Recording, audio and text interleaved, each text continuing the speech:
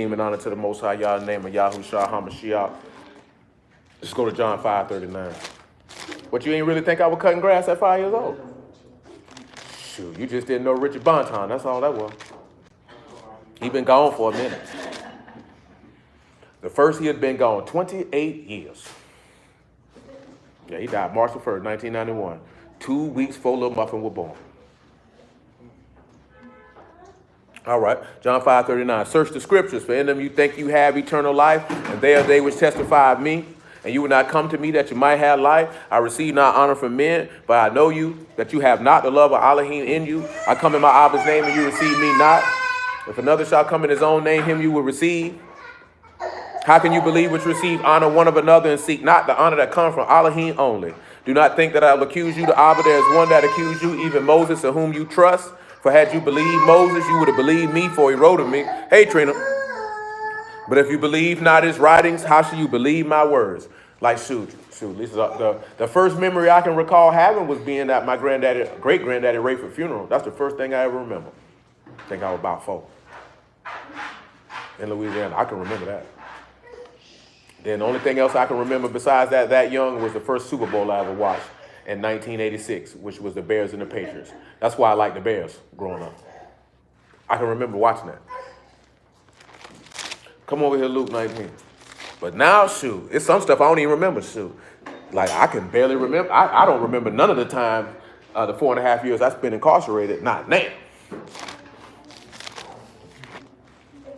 Shoot, no, I'm talking about like details of, shoot, I can barely remember some of the individuals.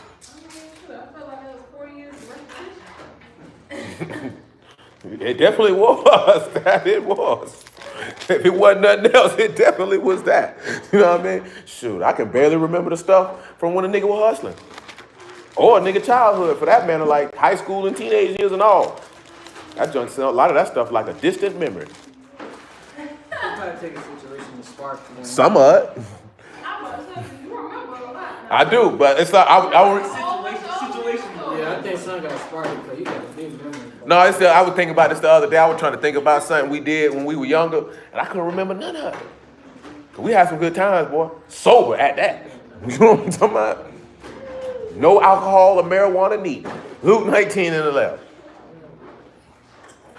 And as they heard these things, he added and spoke a parable because he was not of Jerusalem, and because they thought that the kingdom of Elohim should immediately appear. And he said, therefore, a certain nobleman went into a far country to receive for himself a kingdom and to return. And he called his 10 servants and delivered them 10 pounds and said unto them, occupy till I come. But his citizens hated him and sent a message after him saying, we will not have this man to reign over us. Come on back over here to verse 20. No, I'm just reiterating that point because a masculine man is despised and hated. Do you know what I'm saying? See, hold on, pause. Let me show you something. Come over here to Luke chapter 6. Let me show you why I say that. And then we'll get John 15. And like I said, we're going to be rolling on this topic for a little minute because the only way to restore this people is to restore masculinity. And I mean, we had this conversation one time too. You know the biggest mistake that a lot of niggas made? They feel like in order to be a father to a woman who's a single mother, that they got to be with that woman. Like, you don't have to be with that woman to do that. You know what I'm saying? It's a part in the Apocrypha. If dudes subscribe to the Apocrypha where it says that. You know what I'm saying? Like, you don't have to do that. You know what I'm saying? Like, me personally, I believe segregation, integration, and there's studies to back it up, was the most absolute worst thing that ever happened to our people as a whole. Yeah, it's the worst thing that ever occurred. Because it led to the disintegration of our family unit, neighborhood structure, and things of that nature. You know what I'm saying? Like it wouldn't have been nothing that everybody in a neighborhood would have known everybody and would have had a relationship with everybody and everyone's children in that neighborhood, to the point that if you disciplined them and not necessarily struck them, but you reprimanded them, that it wouldn't be no issue and nobody would have a problem with it. If you do that now, that could lead to gunplay. Because somebody going to be offended that you said something to their child. You know what I'm saying? And that's coming from the removal of the man. And this was a well-constructed plan. It didn't happen overnight. You know what I'm saying? It didn't happen overnight. But this is history. You know what I'm saying? You know, if you want to destabilize a people, destroy the man. Period. You know what I'm saying? That's why I've always told some women get offended. You are not a threat to any world power structure. They're not threatened by you because you don't have the strength to topple them. You know what I'm saying? Your strength would be aiding and helping the man who is seeking to topple them. Even when you see in the book of Judges with Deborah, she would tell him Barak to do what? Tighten up, bro. You need to go handle that. Because she couldn't be the one to go topple them people. But she had to be the help for him to give him the strength to go do what he needed to do to deliver his people. You know what I'm saying? Nevertheless, Luke 6 and 22. He say, but Baruch are ye when men shall hate you, and when they shall separate you from their company, and shall reproach you, and cast your name as evil for the Son of Man's sake. Rejoice in that day and leap for joy, for behold, your reward is great in Shamahim. For in like manner did their fathers unto the prophets. Now drop down to verse 26, look what he say. Destruction unto you when all men shall speak well of you, for so did their fathers to the false prophets. Now why is that important? Because if you look at a man as an olive male, a real masculine man, then he's going to say things that will offend people. You know what I'm saying? What we would say is a beta male or a bot male, he is going to agree for the sake of getting along. Because he's not going to want to offend anyone. So guess what? That's a good brother right there. See, that brother about shalom. You can say things that are quote unquote controversial and still be a good brother and a peaceful brother and not compromise your righteousness, not compromise what's right. Remember, an austere man is a man who is rigorously self-disciplined, strict, morally and just and upright and uncompromising. You know what I'm saying? Now, all of us have been taught in our lifetime that you got to compromise, right? You got to learn how to compromise. But see, people have interjected that into the wrong areas because one of the aspects of being an alpha male or olive male is to be cooperative. In order to be cooperative with other people, you have to have the ability to give a little, which is to compromise. But you don't compromise who and what you are for the appeasing of others. That's just what you don't do. You know what happened? You know what it really says about when you can compromise your integrity and compromise who you are? It means you don't have any values. And it also means that you don't know who you are. And it also means you're not a man of honor. Because a man of honor and a man of value who is secure who he is will never compromise his core values under any situation or circumstance. He won't do it. You know what I'm saying? He won't do it because his integrity is more important than agreeing or whatever he can gain. See, that's how I was raised. I was raised to value my integrity and not to sacrifice my integrity. You know what I'm saying? So coming up, it's just certain things like that some niggas would do for money that I wasn't going to do. Like I had integrity. I'm not a nigga, I'm not serving you no dope and you pregnant. You know what I'm saying? I'm not doing that. This nigga be like, I'm a server. That's your business. You know what I'm saying? I'm not doing it. You know what I'm saying? Because my values, yeah, I'm selling dope. It might seem to be hypocrisy, but that baby in your uterus, see, he didn't make a choice to smoke no rocks. You know what I'm saying? So I'm not going to make the choice for him. You know what I'm talking about? I don't want nothing to do with that. You want to smoke rocks, that's your business. You know what I'm talking about? But I'm not finna serve you no dope. And I meant that. And there was a lot of junkies used to be mad with me. You know what I'm saying? If you came to me and you said, I don't want to smoke dope no more, I'm trying to quit. I'm like, for real? Don't serve me no dope. I wouldn't serve you. Because I care more about your well-being as a person. It wasn't about the money. I don't care about this money, my nigga. These rocks gonna sell regardless. But if you want to clean up your life, then I'm gonna help you. I don't care nothing about that. It's too many people out here like to get high to be worrying about one customer. That's just like Walmart. You think Walmart care because one nigga say I ain't shopping here no more? It's 300 million people in America. I'm guaranteed to get another customer from somewhere. We got too much work. We too much everywhere. So you're not concerned with that. But sometimes you got to be more concerned about people than about money. Most people are more concerned about money. So that's when they'll sacrifice their values and integrity for money. I'm not sacrificing my values and integrity for no money. You know what I'm saying? That don't even make any sense. That's why Paul wrote that in that epistle letter, that the love of money is the root of all evil. But what he said after that was, which some people follow after and pierce themselves through with many sorrows. Because you pursuing that's your concern so bad that you'll do it. See, it's not the money, it's the love of it. Because I done seen it, boy. I done seen the love of money called niggas to steal, kill, prostitute. You know what I'm saying? All type of stuff. And yeah, you don't want to travel that route. Come over here to John chapter 7, and then I hit John 15 before we come back to Luke 19. Yeah, don't travel that route. I always used to watch somebody who, John 7 and 4, I used to always watch a nigga say he'll do anything for money. Can't trust a nigga like that. He'll do anything for it? No, man. I don't trust that. Somebody do anything for money, sell you out. That's how you know. You seen what Judas did. Sold Yahushua right on out for 30 pieces of silver. He say, this is John chapter 7, verse 4. For there is no man that do anything in secret, and he himself seek to be known openly. If you do these things, show yourself to the world. For neither did his brethren believe in him. Then Yahushua said unto them, my time is not yet come, but your time is always ready. The world cannot hate you, but me it hate, because I testify of it, that the works thereof are evil.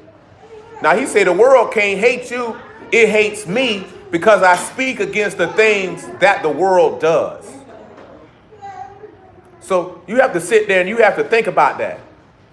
Now, one of the attributes of an aleph male was what? That he's honest, right? Remember what we read in Proverbs chapter 8? He said, there's no guile in my mouth. There's no perverse things coming out of my mouth. So when you look at it in that area and aspect, when you can honestly point out the things that are not, let's just put it on a natural level and not necessarily on a godly level. You know, one of the things what they despise Malcolm X for is because he simply just told the truth. You know what I'm saying? Indeed. Fred Hampton, this was a young man. Fred Hampton was 21 years old when the white folks murdered him. I was a very masculine, strong man. They couldn't allow that man to come in his full maturity at his age. You know what I'm saying? That man was speaking at least 15 years above the age he was before he died. You know what I'm saying? But he was a masculine man because he would say what's not right. You know, let me, and matter of fact, because I was going to get to this today too, but since I just put this in, since I just said that, it's like this here. And I shared it earlier today. But y'all know what's the greatest way to solve a problem? What you think the greatest way to solve a problem, Derek?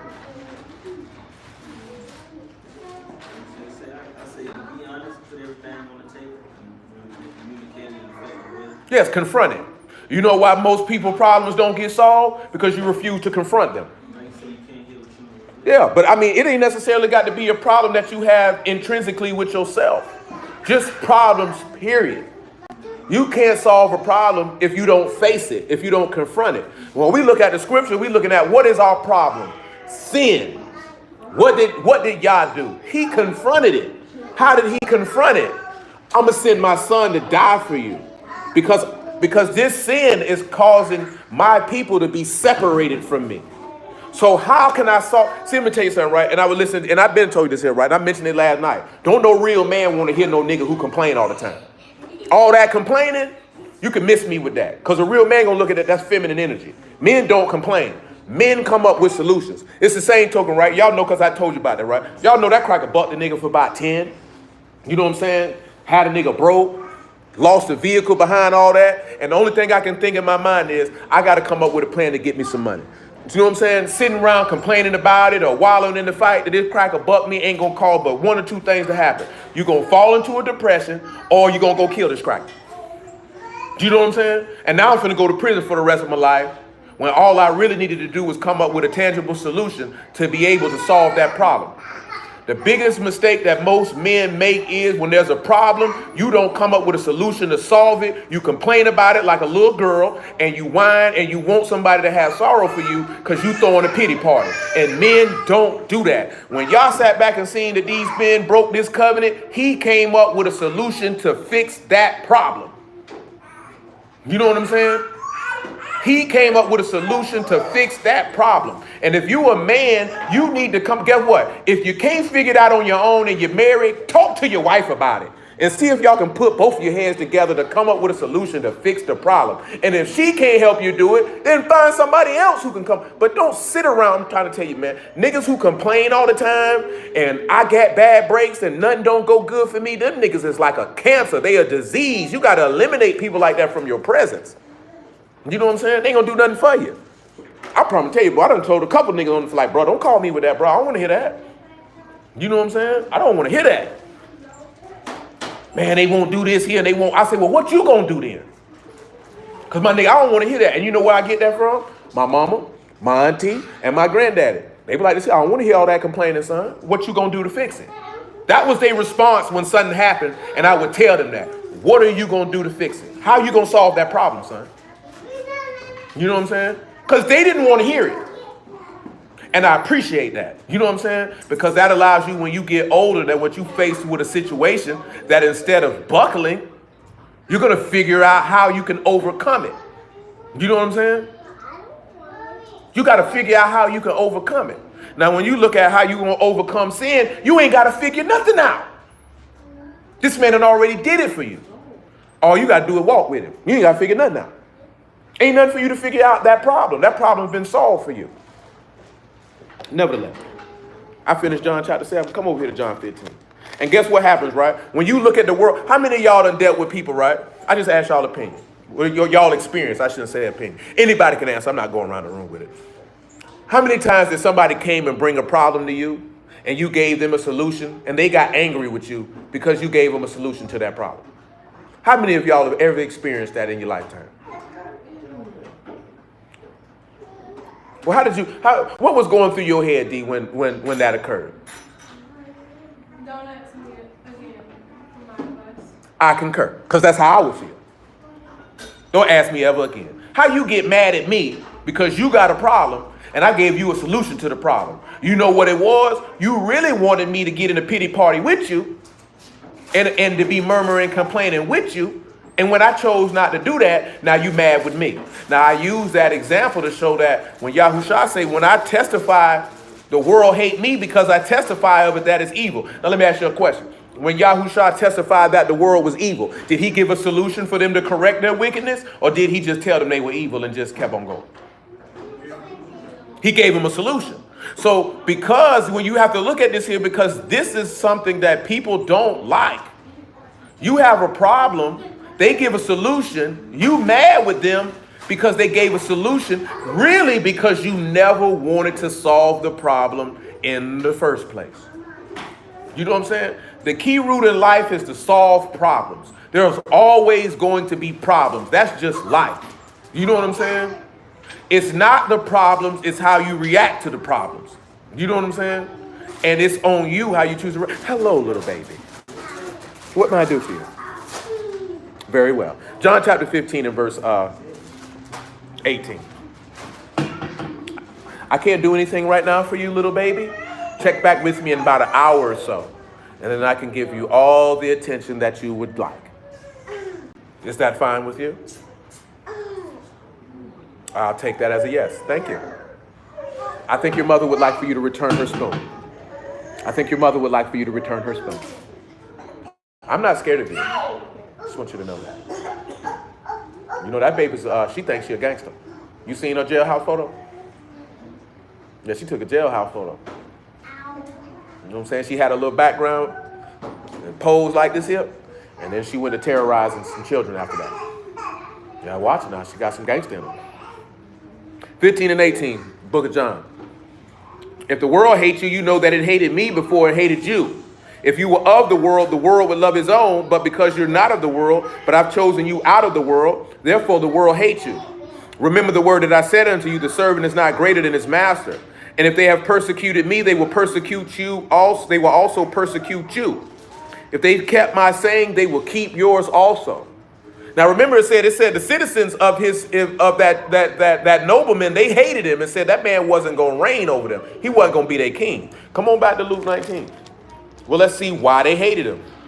Which, of course, you already know because we've been talking about it. Luke 19 and 20. Let me ask y'all this question. I know I mentioned, but I want to hear y'all perspective. Do y'all feel like in 2019, specifically, that black masculinity is under attack? You know what I'm saying? And I mentioned that because guess what? There's a young man right here. There's a young man over there. There's a young man there. There's two of them back there. You know what I'm saying? There's three. Oh yeah, but I couldn't see him, so I forgot. You know, I just noticed the other day, hit my mind that y'all named all your children with an M. You know, it's a shame that it took me that. Yeah, but I know you did, but you know my mind bad sometimes. But it's sad that it took me that long to figure that out. You know what I'm saying? Yeah, definitely. Well, just know Ellen Mordecai is. Oh, what is his middle name then? Lincoln? I didn't know that. Mordecai got a name of distinction.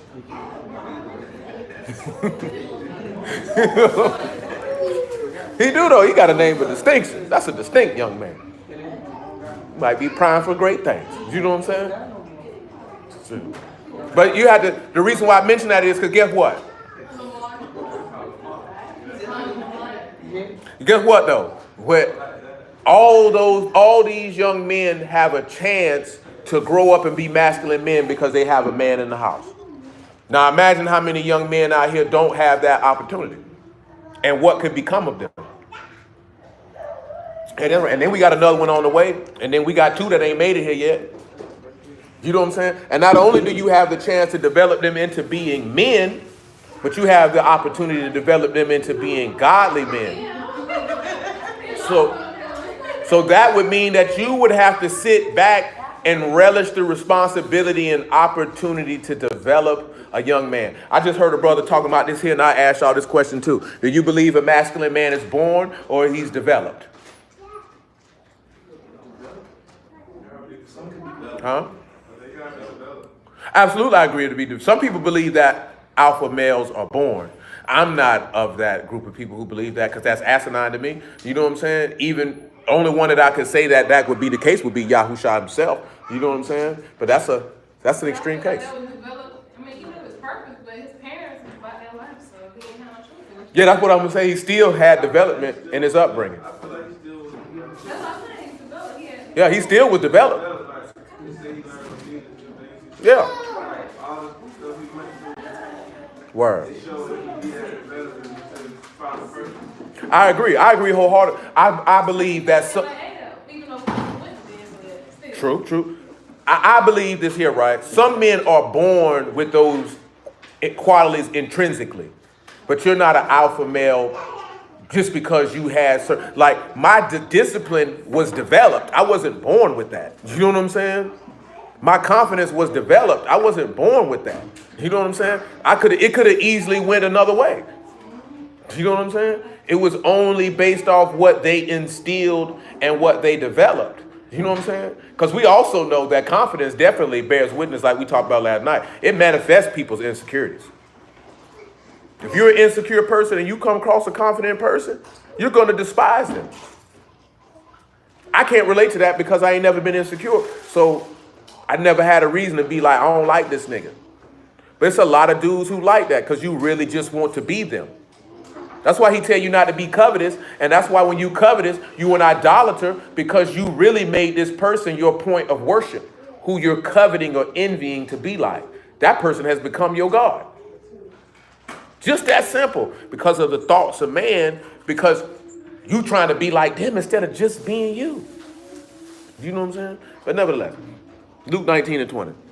And another came saying, Lord, behold, here's thy pound, which I have kept laid up in a napkin. For I fear thee, because you are an austere man, and you take up that you lay not down, and reap that you do not sow. For I fear thee, because, and he said unto him, out of thy own mouth will I judge you, you wicked servant. You knew that I was an austere man, taking up that I laid not down, and reaping that I did not sow. So remember, the austere man is a strict, uncompromising, morally just, upright, disciplined man. So when you think about, what do y'all think about when you see that somebody is a learned or educated man? What you think about that when you run across somebody? As you say, remember that part when it said in the book of Acts, when they ran across Peter them, and Peter went into handling a few things, and it said that they perceived that they were unlearned men. So that means they had to perceive that Peter them were educated and learned. When you run across somebody, it doesn't matter what the subject matter is. What's the things that come across your mind when you run across somebody, you see that this person is educated. This person is learned. This is a man of learning. He's strong in his field of study. He knows what he's talking about. Teach you something. Anybody else? You can go to Ecclesiastes 12 while y'all pondering on that.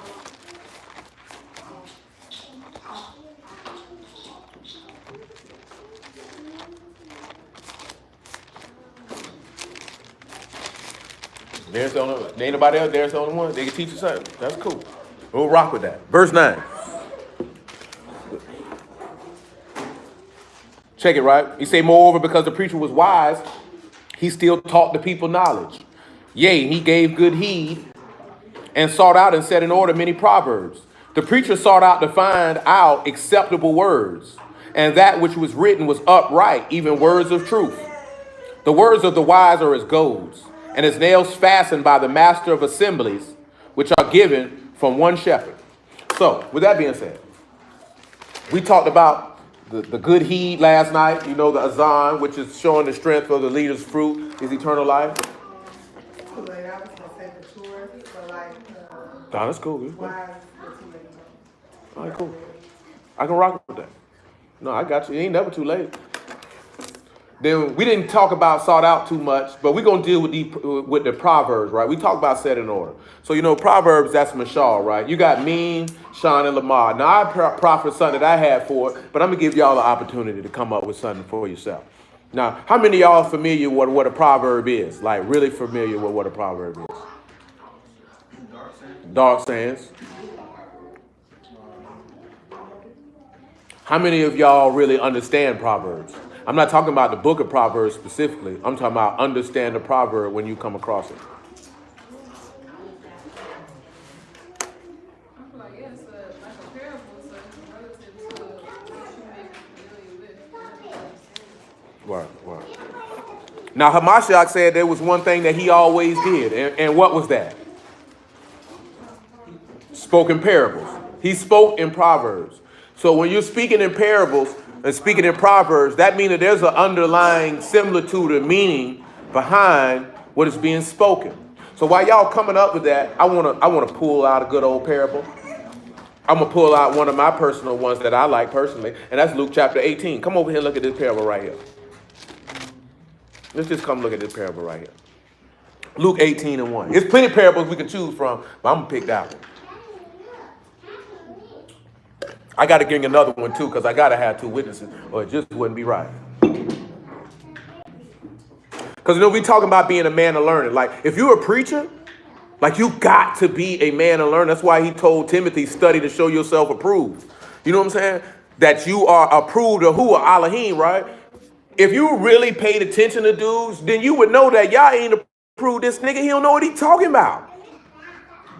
Like, it's not hard. I had a brother I know who I got a lot of love for up in New York City. That's my nigga. You know what I'm saying? And he was like, are there any qualifications for being a teacher?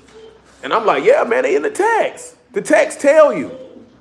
Because I mentioned Timothy the other night, and I ain't pull it, but I'm finna pull it in a minute. The text tell you the qualifications of a teacher. But I'm only going to focus on one.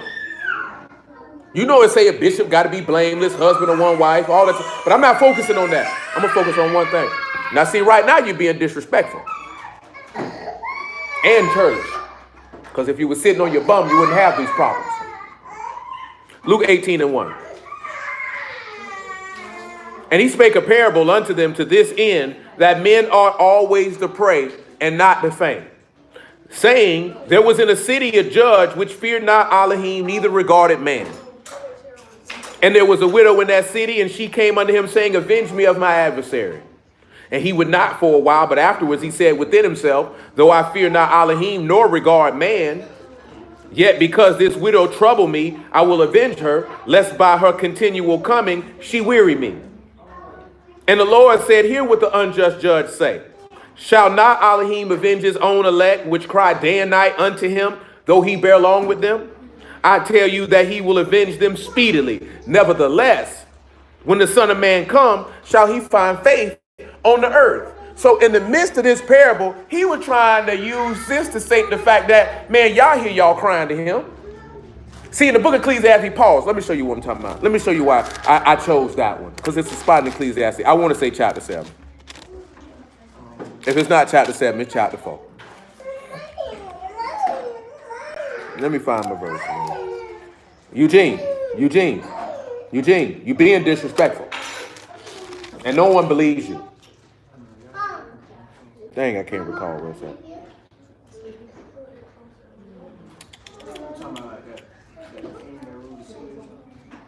No. I mean, the whole verse is in my head, but I would prefer that you read it off the page, because literally the whole verse is in my head. There it is, Ecclesiastes 5 and 8. Listen what he tell you. Ecclesiastes 5 and 8. He say, if thou see the oppression of the poor and violent perverting of judgment and justice in a province, marvel not at the matter.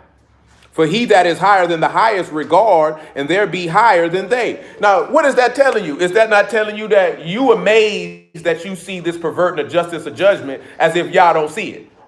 Ain't this what Yahushua just said in that parable about this woman who will come and continually avenge me, avenge me. This stuff is happening to me. He said, you know what? I'll avenge you speedily. But he said, but more importantly, will there be faith in me when I get here though? Because when we look at most of our people right now, that's all they worried about is the vengeance. But you ain't got no faith, so you're going to be a part of the execution of the vengeance because he's not going to deliver you.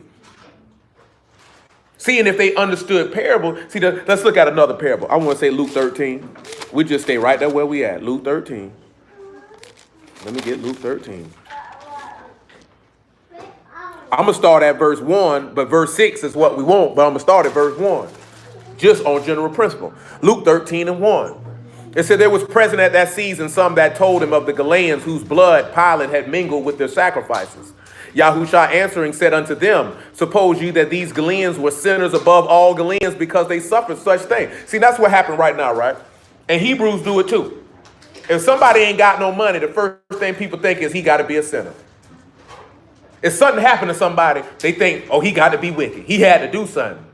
Well, guess what you doing? You doing what Job's friends did. And what did y'all end up doing to Job's friends?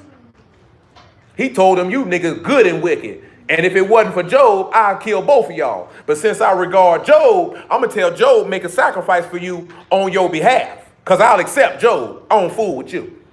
Because he said you spoke wrong. Because you seen stuff happen to Job and you assumed that Job had to do something wicked because something happened to him. And ain't nothing he ain't did nothing. Because guess what? That ends up causing you, because that's where you show. Remember what the law say, right? The law says in Exodus chapter 23, when it comes down to the righteous and the wicked, what did Yah say he would never do? Huh? No, that's not what he said. He said he said pervert judgment, but he said something specifically with the righteous and the wicked in the 23rd chapter of Exodus. I'm telling you that to give you a chance to look it up for yourself, so you can actually have the correct answer, you know. What did he say he would never do?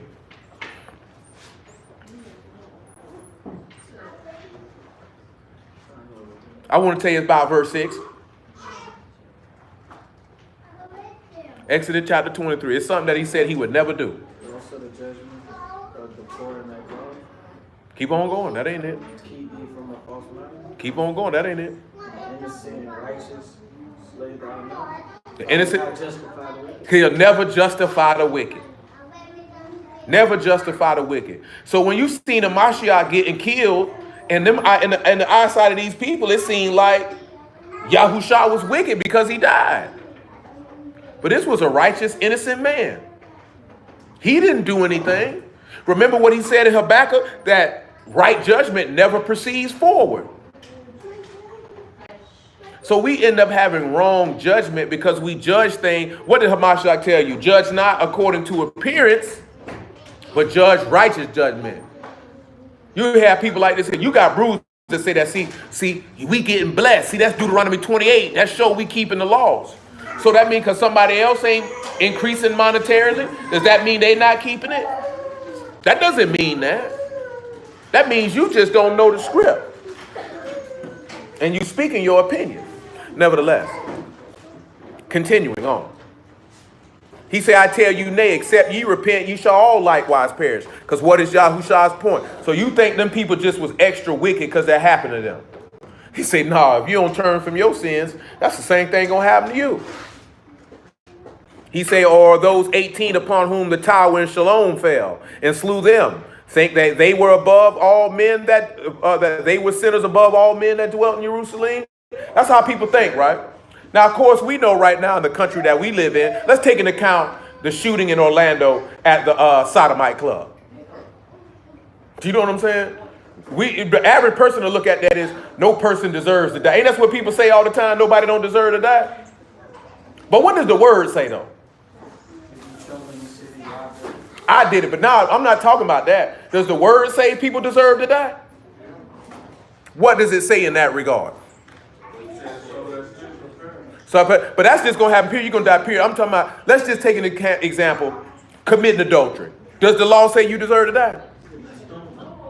So then Yah says that you deserve to die. See, we look at it in the aspect of nobody deserves to be murdered. But at the same token, maybe you do deserve to be murdered. Because maybe Yah because remember in Psalm 17, he said, the wicked are my sword. So maybe Yah used this individual to take you out for your sins, and tonight he requires your soul. See, we don't think in that aspect because nobody wants to believe that Yah will take someone out for being disobedient. See, you know in Ecclesiastes 8 and 11, I ain't mentioned it in a while, but Ecclesiastes 8 and 11 tells you this. It says, because a sentence against an evil work is not executed speedily, it is privily in the hearts of the sons of men to do evil. So because that man don't take you out right then and there for that sin, you feel like he owe you that forgiveness and that mercy and that he should not take you out. So then when people get took out, who do they blame? They blame Yah for it. Why he let this happen? Why he let that happen? You ain't never, remember when we looked at Obadiah? When Elijah told him, go get Ahab for him, what's the first thing Obadiah said out of his mouth? Who recalls the first thing he said out of his mouth? Go get Ahab. I think he said something like, what did I do wrong or something like that. He said, you calling my sin to remembrance. That's the first thing he said. Remember when the woman's son died who Elijah was living with? What's the first thing she said out of her mouth? You calling my sins to... The first thing these people thought about is, I'm being reprimanded for something that I have done. They never looked at it and blamed him. They took personal accountability and responsibility because they knew what they would been out here doing or have done. Because he said he forgives sin and iniquity, but he by no means clears the guilt. See, that's the biggest mistake people make. People think, yes, he forgives sins, but he's still going to punish you for it. He's still going to punish you. Just not. All y'all got almost everybody in here got a child. Just because you forgive your child for something they did, are you not going to punish them for it? Are there not going to be consequences for their actions? If you don't give them consequences for their actions, what are they going to learn as they get older? That they can do whatever they want to do. And that there's no consequences for their actions, and that allows them to grow up and be entitled. And if you're a man, you can never allow your son to grow up and be that way, because then he's going to be looking for a woman to take care of him and feel like everybody is supposed to bend to his every whim and every call and every desire, and that is not masculine. Because that removes him of accountability. So that means he's never going to take responsibility for anything that he does. You know what I'm saying? You have to take responsibility for what you do, whether it be positive or negative. Don't be going, like I said, right? I was talking about it last night, right? When I got locked up and finna go on the road, my homeboy that's on death row was like, boy, you ain't gonna do no push-ups? You ain't gonna get buff before you go? I say, for what? Man, shoot. I said, I'm not worried about a nigga doing nothing to me. If you're worried about getting stabbed, if you're worried about getting in a fight, then don't commit crimes. Because then you ain't going to have to worry about that, about being in that environment. That's the consequence of the actions that we chose, which led us to that particular environment. Like when my big homie was telling me, you're going to have to get that mop bucket, young nigga, and bust him upside the head, let him know you ain't playing. I'm already knowing this the environment that I'm in. I got to be prepared for that. But I also know another one of my big homies was like, this is what you do. He said, carry yourself like a man. He said, you got no problem with that. You do that. He said, show respect, mind your business, stay off the basketball court, don't gamble, don't mess with no punks, and you good. I said, well, shoot, you ain't got to worry about none of that. You know what I'm saying? He was mentioning that because those things that he mentioned cause conflict. You know what I'm saying? Men test other men to see if you a man. And you're going to have to show yourself to be a man. You know what I'm saying? Women might look at like and be like, that's dumb, but that's what men do. Especially in that environment. You walk in that environment, you're going to have to be ready to fight. Somebody very well may take your stuff and swing on you just to see what you're going to do. Or if you walk around scared, like, dude, since this. When we was coming through the gate at Gulf Correctional, and one of them dudes was like, fresh meat. And a little white boy I knew from Jacksonville, he was terrified, and they could see it. This man wouldn't even come out the dorm. He wouldn't go on the yard. This nigga didn't even want to go to the chow hall to get nothing to eat. That's how scared he was. You know what I'm saying? And you can't live your life like that. Fear is paralyzing. This is why the word said perfect love cast out fear, because fear have torment. You cannot live your life in fear. Don't be living your life about what can go wrong. You should be looking at what can go right. If you always think about what can go wrong, that means that you don't actually have confidence. You know things can go wrong. That's just a part of life. But you can't live life avoiding what could go wrong, because you'll always be mired in mediocrity. And you're never going to fulfill your dreams or desires because you're too paralyzed by fear to take a chance. Because that's one of the aspects of an alpha male, is that he takes risks, but they're calculated risks. Do you know how risky it is to go against the whole world and stand for Yahuwah? We just read in John 15, didn't it, that he said that if you follow after him, the whole world gonna hate you. I put it to you this way. We just talked about this, about bearing all things and enduring all things. In the parable of the sower, which will be our third witness for the parable. I still ain't got it this one. In the parable of the sower, right? He said there's 4 types of people, right? Who can remember what those 4 types of people are? Okay, but I'm talking about the specific. If it's the one by the wayside, what is specific about them? He snatched that out of his head. They don't understand it. Now, what's the next one? So what is the specifics with the one in the stony ground? It's in shallow material, and it's hard, so when it grows and dies, They don't have no root. And because they don't have no root, what occurs? When the persecution or tribulation come because of the word, they're offended. What's the other one? The cares and affairs of this life choke off the word. They don't bring forth no fruit. And of course, we know the last one is good ground. So when you look at that, those people, that third one, well, that second one, that they don't have no root and they get offended, those are the people who aren't willing to take that risk and go against the whole world and stand for the word. And those be the ones who will kill you. Because if they offended by it in their own personal experience, how much more you think they're going to be offended if you go to talking about it? If you go to point that out. And it takes a man to do that. Because most men will turn their head. You know, Theodore Roosevelt had a good saying. You know what I'm saying? That he say, evil only continues to grow when good men do nothing. You know what I'm saying? So when you see things that are wrong and you don't speak up about it, that's why I mentioned what I mentioned last night with the Gucci thing. I don't respect that. I don't respect it at all, what he doing. Because you're a hypocrite, because you're promoting death. You can't get mad at them about blackface and promote death in your other hand. You can't, and you're profiting off of that. And you boasted about it. You don't have credibility to open your mouth in that regard because you're not a vanguard of justice or righteousness or what's upright. You're a vanguard of what benefits you in the moment. You know what I'm saying? And that says a lot about his character. I don't care how well that nigga can speak. You know what I'm saying? You ain't finna fool me with that. I see straight through you. I see your character through your actions. You can't turn around and say you an activist and make a trap museum. You can't do that. It'd have been different if you made it before you became one. You did that in the midst while you're claiming to be one. Can't respect it. You can't turn around and go off on Floyd Mayweather. Nigga, you the same. You're the same. You are the same. You're no different than him. If you go, it's only one artist that you can say that is like who said he's an activist and has distanced himself from the things that he was once involved with, and that would be David Banner. Do you know what I'm saying? That man does not perpetuate nor or promote any of the negative things that he used to be involved with or rhyme about. He the only one. If he would have said something about it, I would have respected that. He has the cachet and the currency to speak on that. T.I. don't have that currency. You know what I'm saying? He doesn't have it. Because I can go in a museum that you profit from and look at baking soda and fake cocaine and fake crack.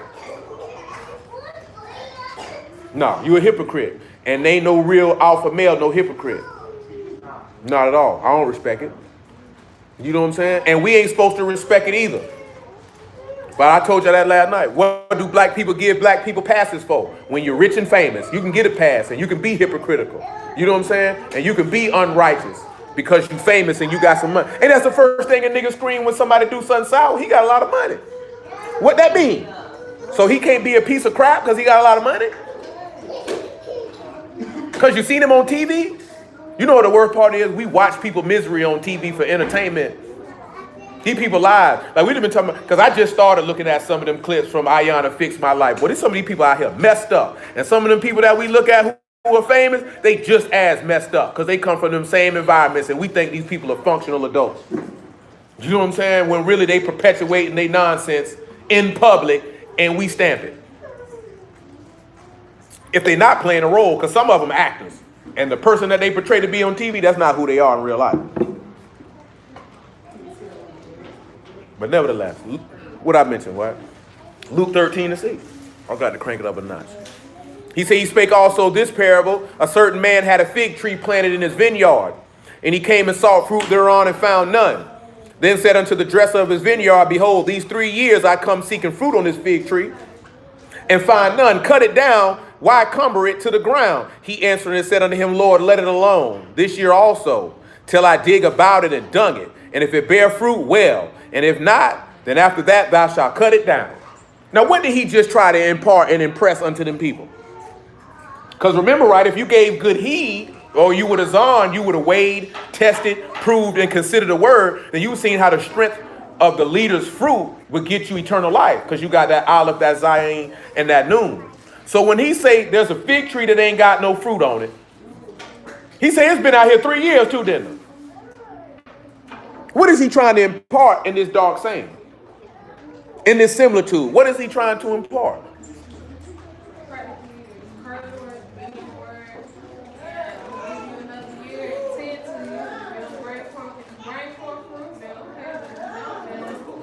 I'm going to kill you. So you know what he's telling you? It's basically what she just said, right? You've been doing this for a minute. And I came to check you. And you didn't have no peace, no long suffering, no joy, no faith, no gentleness, no goodness, no self-control, no meekness, no nothing. You ain't bared no fruit. And if you ain't bared no fruit, what does that mean? That means your heart couldn't have been good ground, which means you couldn't have understood the word, which means you couldn't have done it. Now, the Lord is saying, nigga, cut that tree down. Why you still got it here? When the servant is saying, cut it down. The Lord said, you know what? Give it another year. You know what he's showing you? I'm gentle, I'm merciful, I'm long-suffering, and I'm patient. You know what I'm saying? But he say, but that patient run out. So if I come back around here and you still playing, I'm going to cut you off. You know what I'm saying? And that's the similitude what you see. And we could go in the prophets and see multiple similitudes of this very thing. You can see that very thing of what he talking about with Saul. He gave Saul time to bear forth fruit. And then he checked him again and there wasn't no fruit and he cut him off. You know what I'm saying? He ain't sit around and play with him. Because you don't have your whole life to get it together. You might only, this tree really had what? 4 years. Some people could get 4 years. Some people could get 15. Some people could get 20. It's his prerogative. But you can't walk around and be like, I got time. I got time. He said, see a man diligent in his labor, he'll stand before kings. See, that's another aspect of being a man. A man is diligent in whatever it is that he's doing. AKA, he has a work ethic. You know what I'm saying? You want to be able to exhibit attributes and characteristics that somebody would look at and admire. Admire is just doesn't mean but a high level of respect. I have a high level of respect for you doing A, B, C, D, E, F, G. You know what I'm saying? We don't even live in a time where men seek to do anything that is admirable. You know how deteriorated we become as a people, that we feel like it's admirable to pay your bills and take care of your children, as if that's not what you're supposed to do. That's how deteriorated in society just doing basic responsibilities have become. That you're supposed to get a pat on your back and be admired for doing the basics of human life, when your law teach you that you're supposed to take care of your wife by the sweat of your brow till you die. Because you don't want to listen. Because you know you weren't supposed to eat this fruit with this woman, but you ate it with her anyway. So here you go, your curse. You hit that field and you get it by the sweat of your brow, man. And you going to work like that till you die. You know what I'm saying? And we live in a society now where niggas get upset. They complain how much they work and this, that, and the third. Well, that's your curse, man. Know your law. You would have already known that. You just would have accepted the fact. Yahuwah is true and his word is just and upright altogether, because he said what he said. And he definitely did it, because I'm definitely getting it by the sweat of my brow. And I'm definitely tired. And I definitely don't care to keep on doing it. But guess what? Yahushua be here soon. I get some rest. That's what the law said. Let's just look at it. That's what the law said. It ain't what I said, it's just what it is. See, that's one of the curses that he had to reverse. But that's not going to be reversed till he get here. That ain't nothing that any of y'all did. But shoot, that's what Adam did. And every man that's breathing got to bear that. Even the people who you see that are indiscriminately wealthy or rich, they still had to get it by the sweat of their brow to even get to that point. And some of them still laboring that hard to this day. Yeah, what's his name is? Jeff Bezos? Yeah, he got a lot of bread. You think he got a lot of bread like that by doing no work? You think he got Amazon that big because he just was sitting back with his feet up? He got it pretty quick, though. He got it pretty quick. I don't know who did most of the work, but I know that company worth $1 trillion. I mean, people would say a lot of things, but then who knows? We weren't there. I mean, it's e-commerce.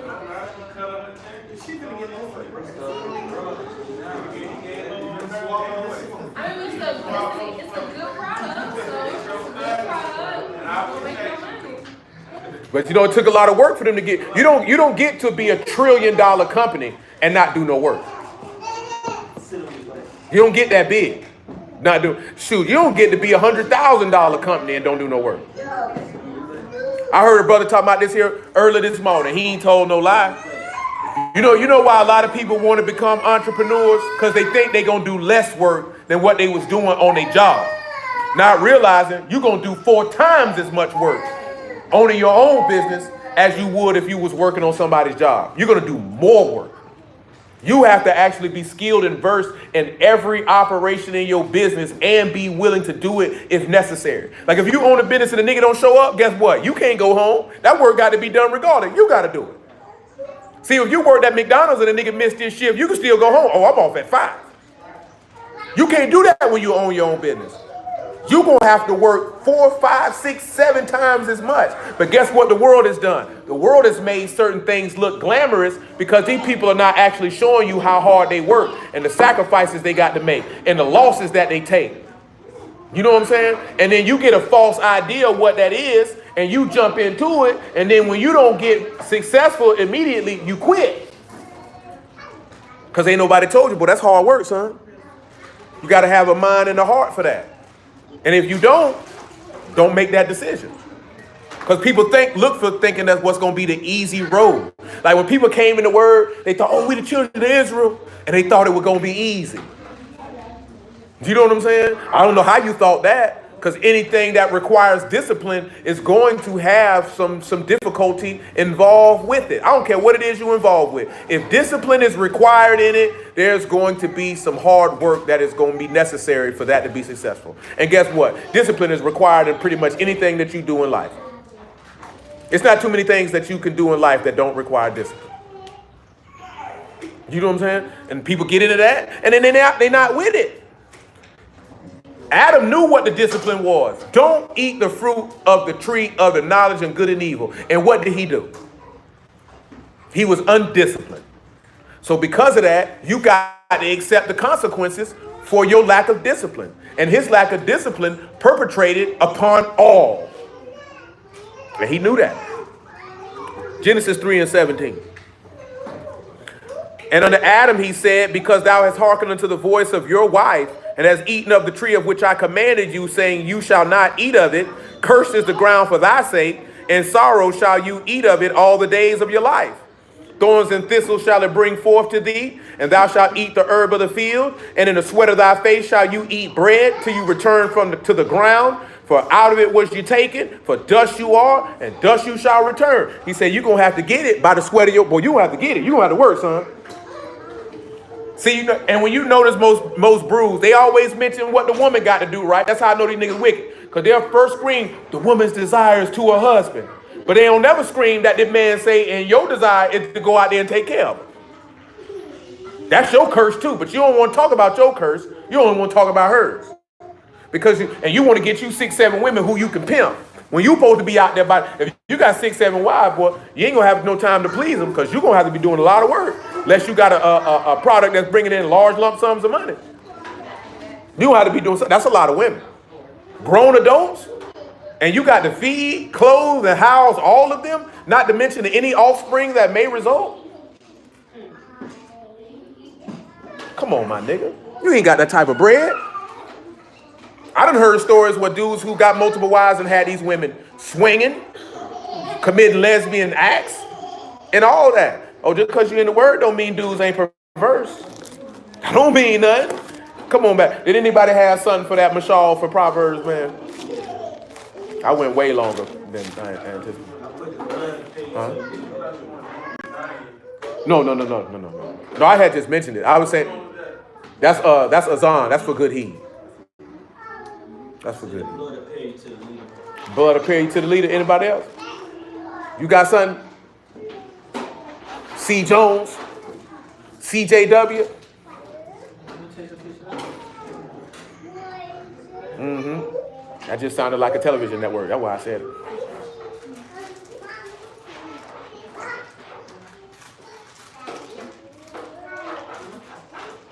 Oh, yeah. Dwight, we was asking, say, what's Zachariah's middle name? What's Zachariah's middle name?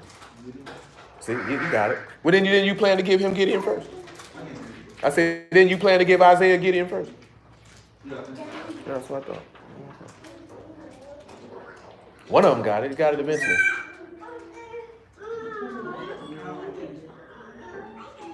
Lizzie, what you looking at, Lizzie? I see you. Anybody got anything for the Mashal, for Proverbs, the Meme, the Sean and Lamont?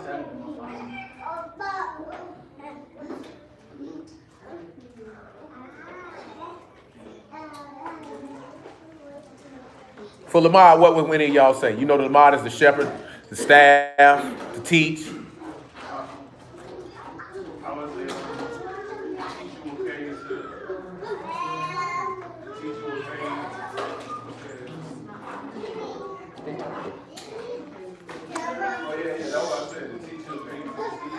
To the seed?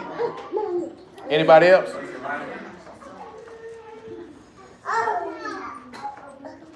You have an elephant on your shirt. That's noon. You got Mean, Sean, and Lamar. Can I have a hotel? You want to get down? Come on.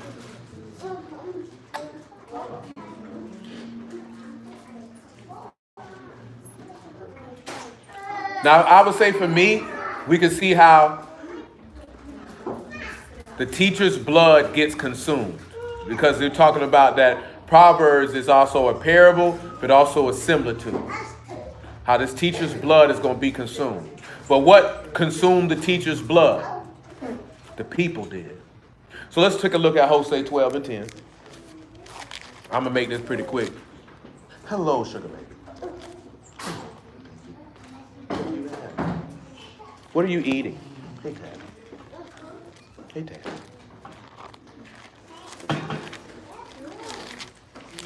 Hosea 12 and 10. He said, I've also spoken by the prophets and have multiplied visions and used similitudes by the ministry of the prophets. So the service of the prophets was a similitude. And let's look at a particular similitude. And let's take ourselves to Judges, the 15th chapter. Little tabby, little tabby, little tabby, little tabby.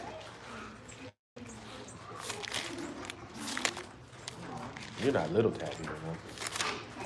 Look this tabby. Judges 15, verse 9.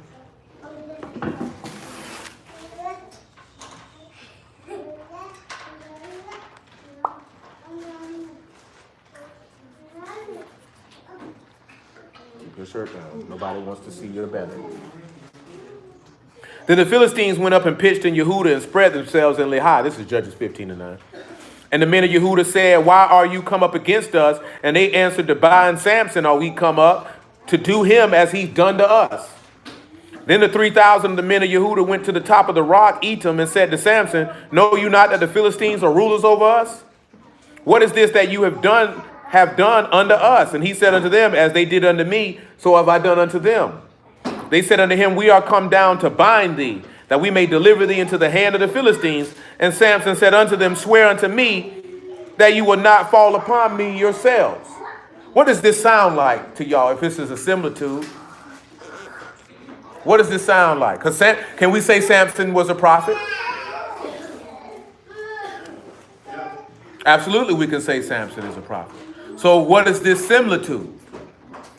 What is this occurring? What is this a similitude to if the teacher's blood is consumed? What is happening to Samson here? They come into him to kill. But what's the key point of what he ended his statement with? What did Samson ask them not to do? So what does that relate to in the Gospels? That don't relate to Judas. I was thinking when he said in Psalms, like he said, someone was killing me. No, he said, Samson told the children of Judah, swear to me that you won't kill me yourself.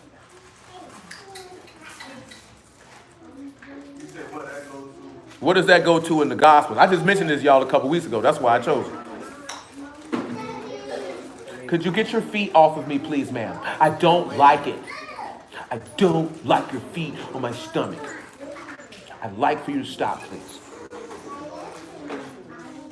Stop.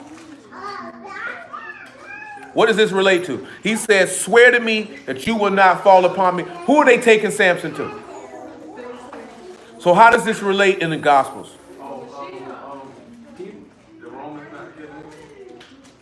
That the Romans killing him. Remember what he said? The Gentiles would fall on. He said the chief priests and scribes will take me and deliver me to the Gentiles. And another aspect, remember when Pilate asked them, y'all kill him. He said, no, we can't do that. Not according to our law. And he said this was signifying and fulfilling the words that Mashiach said of what manner of death he would die. This is also going back to how he gave good heed, because he's weighing, testing, proving, and considering the word that is true based off his actions. See, we sit back and we look at that with Samson. Now, we could use another similitude with Samson since we over here. And this is stuff we done dealt with before. It's been a minute, though. I got to find the right spot. Let's look at Judges 16 and 1. Would you like to get down? Bye-bye. Judges 16 and 1. We'll use these two witnesses because we're here. Then went Samson to Gaza and saw there was a harlot and went in under her. And it was told the Gazites, saying, Samson is come hither. And they compassed him in and laid wait for him all night in the gate of the city. And were quiet all the night, saying, in the morning when it is day, we shall kill him. Samson lay till midnight and arose at midnight and took the doors of the gate of the city and the two posts and went away with them, bar and all, and put him upon his shoulders and carried them up to the top of a hill that is before Hebron. Now, how does that relate to the Gospels? Some of y'all should know. What garden? Who fell asleep? Mashiach didn't fall asleep. The disciples fell asleep. He did. Let's look at the first thing. What did these Gazites do? Like the men who came looking for a Mashiach. But what time of night? It said it was nighttime when it happened. And then it said in the morning, what were they going to do? And what happened with Yahushua in the 27th chapter of Matthew? They let him out of Caphas' house when? In the morning to kill him. Now remember, right? He told his apostles the whole time how he was going to be killed. And he told them exactly how he was going to be killed. And who was going to kill him. You know what I'm saying? Now you turn around and look at, who are Gazites? Are they Israelites or are they strangers? So again, it's the same token of what you're seeing. It's strangers lay hold on. I give you another example. And they say this stuff y'all know. We done been all through this stuff. Who locked Jeremiah up? No. Chief priest locked Jeremiah up. You know what I'm saying? Who locked Yahushua up? Remember when we talking about how the teacher's blood is consumed? These similitudes are pointing to what? His suffering. The things that he had to suffer. That's how you see how the strength of the leader's fruit is eternal life, because it was the strength of his faith to allow him to endure the suffering, that knowing that he would be rose from the dead, because he was a man of learning. He took the time to study the text to know this. You know what I'm saying? So if we look at what Yahushua did, what can we say his life, death, and resurrection would be to another person? What would you say that would be to another person? I mean, when you sit back and you look at his life, his death, and his resurrection, and you look at that, what would you take from that as an individual? Watching an individual of his caliber and what he endured, what would that do for you when you saw that? You say give him hope? Cool, I can deal with that. Give him hope. Anybody else? Ability to overcome. So for a better term, you would say that his life would be an inspiration. Do you know what I'm saying? That would inspire you. You know what I'm saying? If you a man, men are supposed to inspire people. Do you know what I'm saying? Like it says an alpha male or olive male is a man who is an inspiration. Do you know what I'm saying? See, because the reason why we can say this here, did not his life and death and resurrection, did that not inspire you to change your life? That inspires you to say that you wanted to die with him so you could reign with him. You know what I'm saying? Like I said, man, most children, unfortunately, amongst our people, grew up without a father. Now, I know your daddy was, Dwight, would you say your daddy was an inspiration for you? In what regard? Now, you ain't had to go through all things, but it's the biggest thing you felt like he inspired in you. Glover, was your daddy an inspiration to you? I can dig it, yeah. He definitely was. He probably worked a lot. Was there any inspiration you pulled from him at all?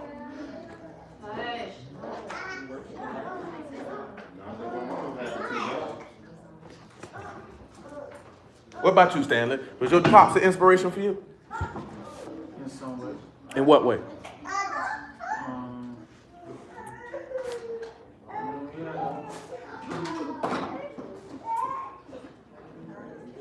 Dang, I missed what you said, Trina.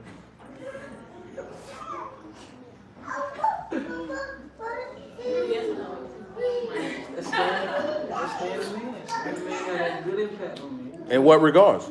I mean, we I said we hung out. We hung out. I mean, yeah, he did though. I mean, we hung out, man. We had a good relationship. I mean, that's insufficient. He taught me, you know what I'm saying? He taught me how to pee. He taught you how to pee?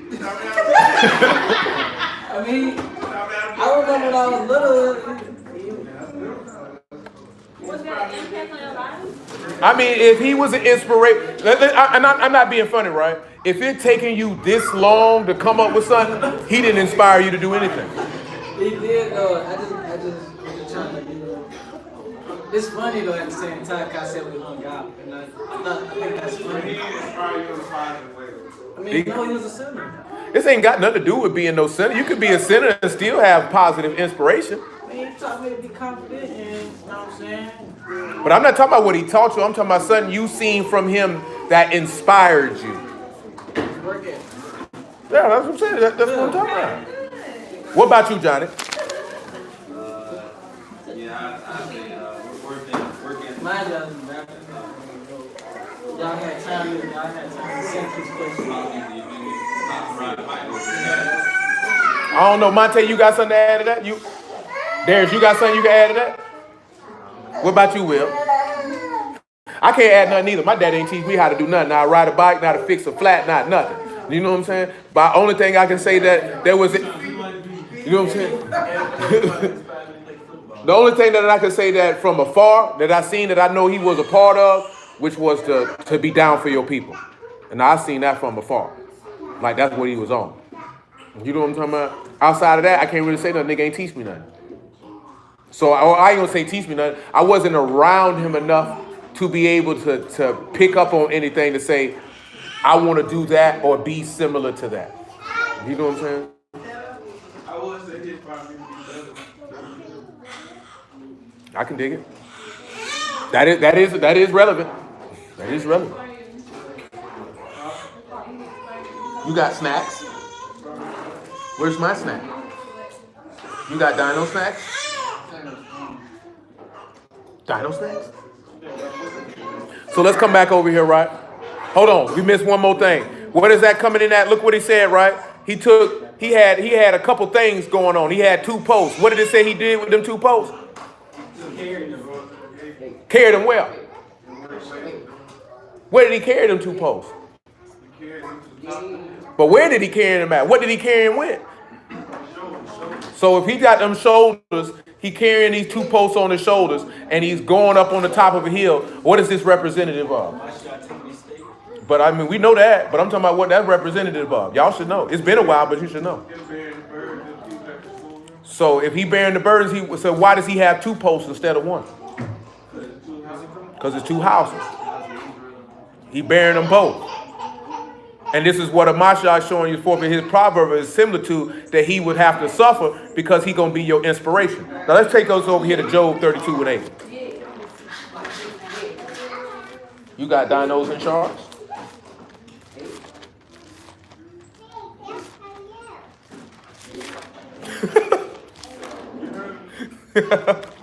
She said, hey, that's Nael. Job 32. We'll pick it up at verse 4. Come on.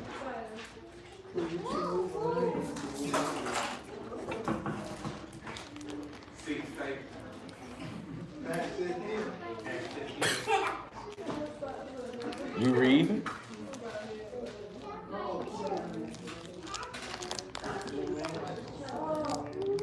Job 32 and 4. Now Elihu waited till Job had spoken because they were elder than he. When Elihu saw that there was no answer in the mouth of these 3 men, then his wrath was kindled. Elihu, the son of Baracho, the Buzite, answered and said, I am young, and you are very old. Wherefore I was afraid, and durst not show my opinion. I said, days should speak, and multitudes of years should teach wisdom.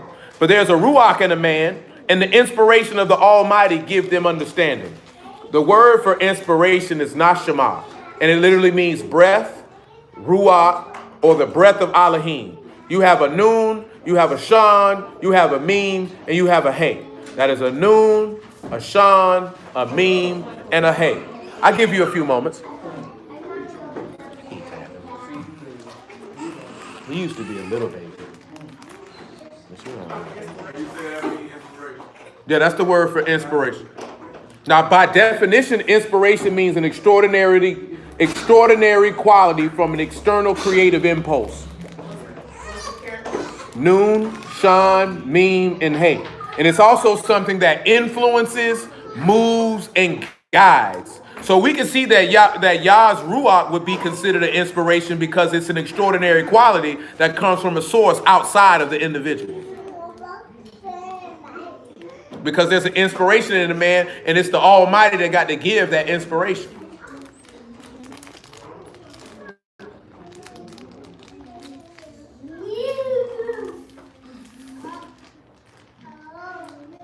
Go put that in the trash. Put your last snack in the trash. Abby. Put the pack in the trash, not your snack. Noon, Sean, Meme, and Hay. Neshama is the word. Neshama.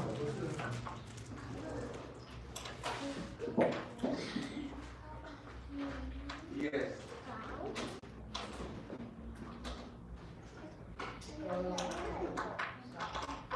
Sean, press me like to physically press or like to push on. What, Sean? Sean, press. It means to consume or devour or to pair. I'm sorry. To consume, to pair, or I devour. said the word press under They that. say press on them. Yeah, it said press. Oh no, we just dealing with that inspiration. Because mine didn't say pressed. For Sean? Or Sean, I'm saying The character itself? She's telling you the words for Sean. Oh. Press is on them. Oh no, we don't use them pressed. Okay. Appreciate y'all. They had me all thrown off. I mean, just to see the video. I mean, you can make it whatever you want. That's all right. You said we. You said she can't use press. I didn't say I wouldn't use it, but she could use whatever she wants. It's her sentence. I just don't, I just say looking at, when press, he talking about that wine press on. Oh, that's what I was asking. That was she was asking. Oh, what yeah. manner is press in. Thank y'all for. Oh, I didn't understand. I ain't even want to go. No, I didn't know what she was talking about. Putting on the table. No, I did, but I didn't understand what she was asking. Yeah, I understand. You don't have to go through all that. I didn't understand what she was asking. So that threw me all the way off. That's one of the questions she wanted to know. Yeah, but see, she said it sounded like she was saying the whole word, Neshama, and not Sean itself. So that's what threw me off. No, yeah, Sean. You ain't do a seek to understand. No, it just threw me off. Cause from my end, it sounded like she said Neshama. So that's where the disconnect came in. So you didn't hear. Okay. I didn't hear Sean. It sounded like she said Neshama, the word itself. And I was like, That's why he was like, wait, yeah, that's what I'm like, where you got press from? I named everything that came along. I'm thinking like, where you get press at? This thing mean breath. That's what threw me off. Yes. Oh, you like to get back up here?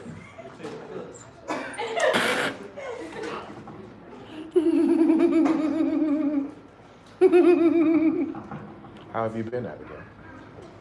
Have you been okay? You have light up shoes? Eat that snack or throw it in the trash.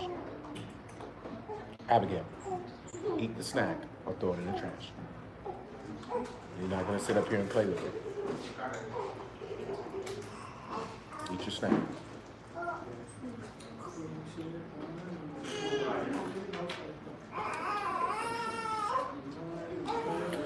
We're just coming up with something for the word Neshama. Anybody got something that they would like to proffer? Go ahead.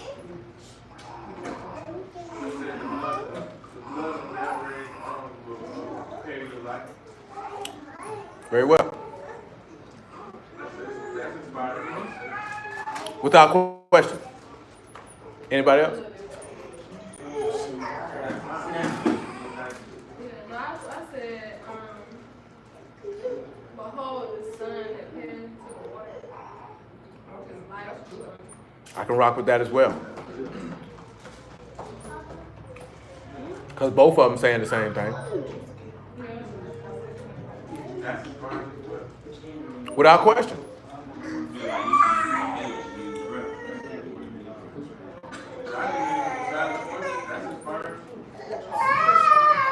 He could use breath.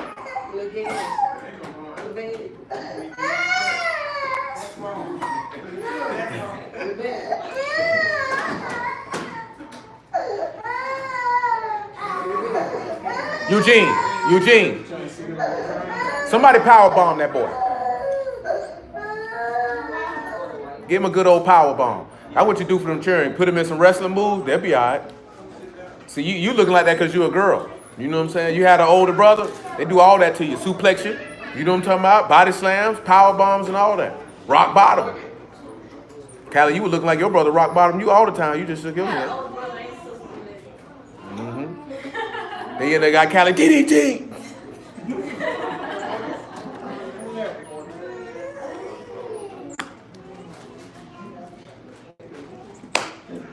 See, I got behold the blood pairs to eternal life, but it's all the same thing. Because you're looking at a man's work is coming to pair you to something.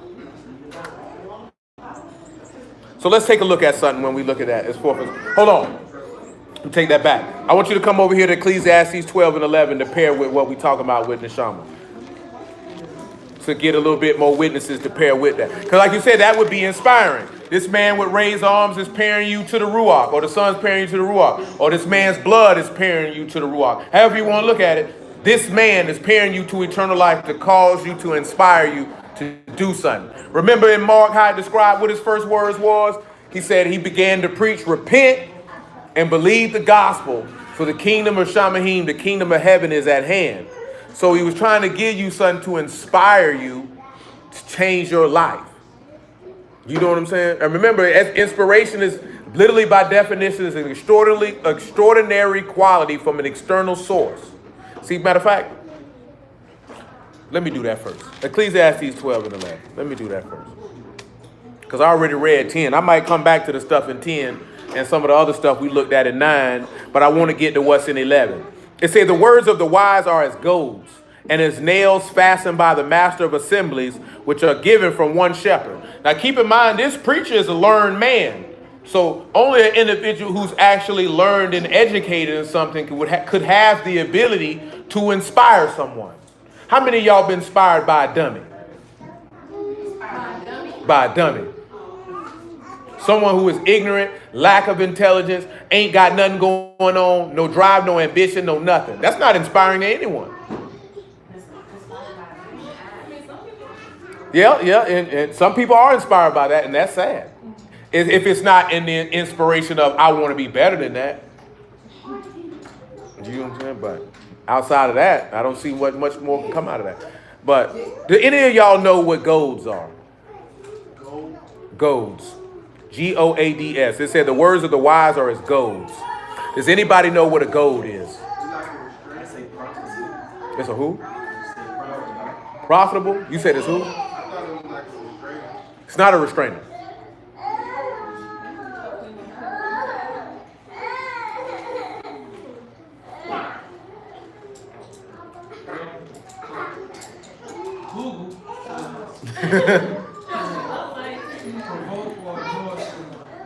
To provoke or annoy someone? Yeah, but it's actually referring to something else. Stimulate, but excite, but it's actually a stick used to guide cattle. That's what I said a restrainer. Oh, that doesn't restrain you though. Restrain keeps something back.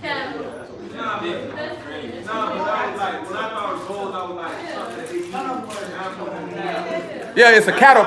Yeah, it's a cattle. But when I hear restrain means to keep back. But a cattle prod, y'all done seen a cattle prod before, ain't it? Yeah. That's what. No, I mean that's one definition.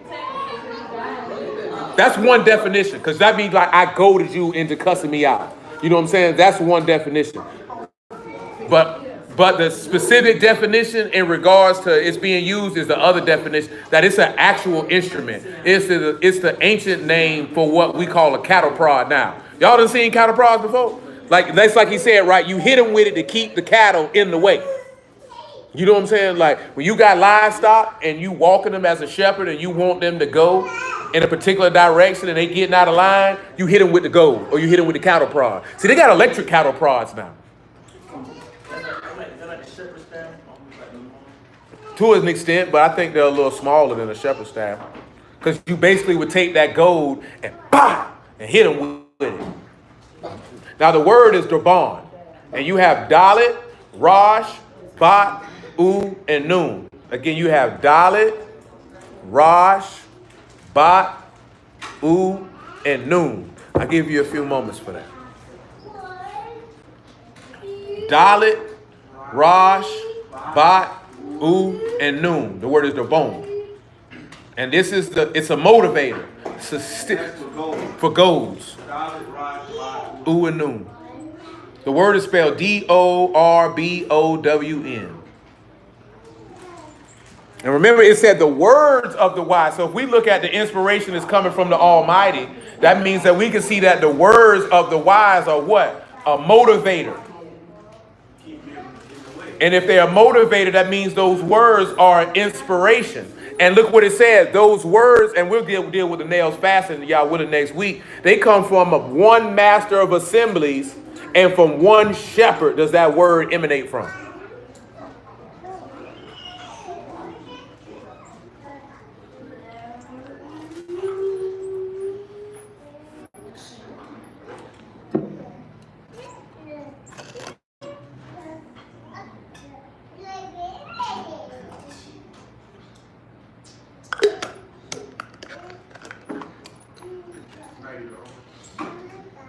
Anybody got anything for that? Dalit, Raj, Ba, U, and Noon.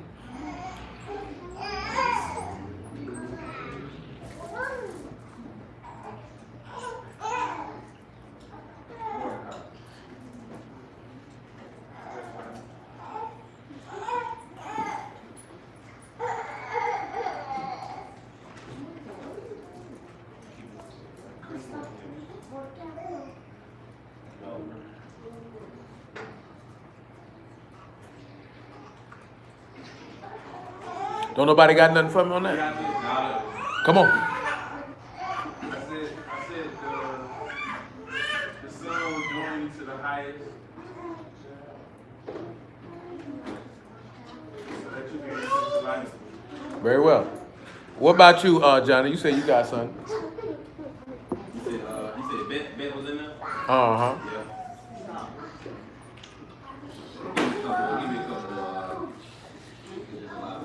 Oh, so you're not ready yet. So you deceived me. I need a confirmation, but I need a couple minutes. Well, the sun will secure you to the highest. All right. You have beguiled me.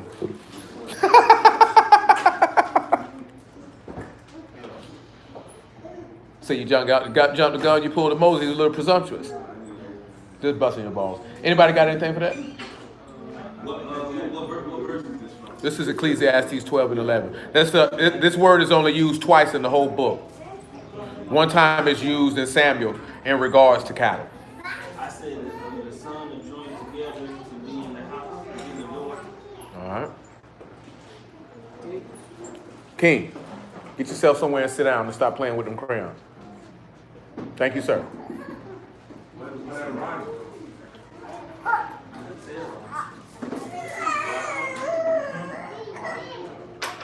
I definitely said there's a Rosh in there. There's definitely a Dalit Rosh, Ba, U, and Noon. It's definitely a Rosh there. The word is the bone. It's definitely a Rosh in there. Hey, my God.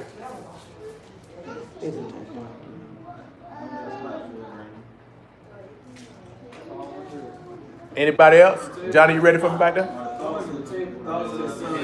head of the house will secure you. All right.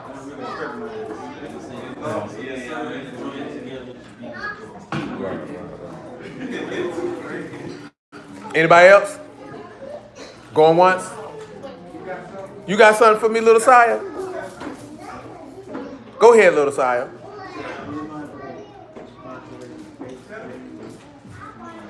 Now you want to cheese.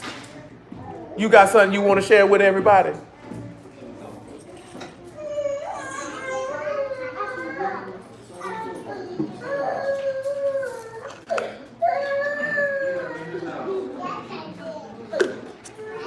Going once, twice, sold. Now I'm going to tell you this is what I came up with, right? That the sun was hanged by the highest to secure eternal life. This nigga here, wow. Because at the end of the day, is that not what happened? So what do we look at? That his crucifixion is supposed to be what? A motivator. And his crucifixion was inspired by the words of the Almighty, which is going to pair us to eternal life through this man. So let's take a look at something, right? First, 2 Peter chapter 1. Because y'all already know what 2 Timothy 3 and 16 say, right? All scripture is what? Inspired by Elohim. And it's profitable for doctrine and for reproof and for instruction in righteousness, that the man of Elohim might be perfect. So it's inspired by his Ruach. So that goes back to what we were talking about last week, that my record is in heaven, and my witness is on high.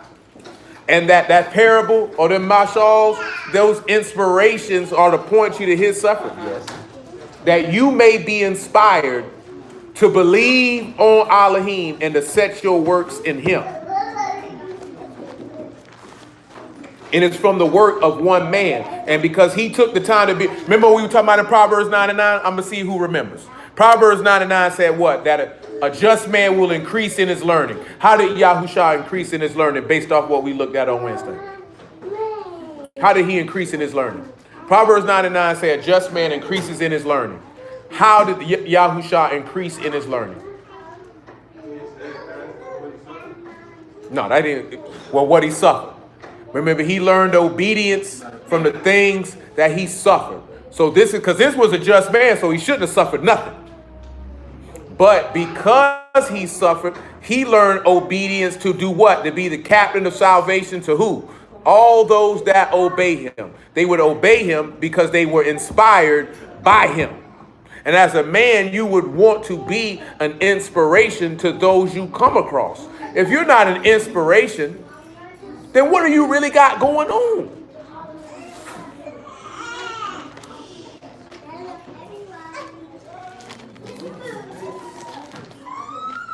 You know how a lot of people usually inspire people to do things?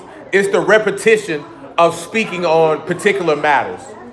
Like you looking at the word, Yahushua should inspire you to be a righteous man because you hear it repeatedly in the word. It's no different. If somebody talking about being an entrepreneur or being a lawyer or being a football player or whatever the case may be, if you hear it over and over and over again, it eventually clicks something in your brain and now you want to do that.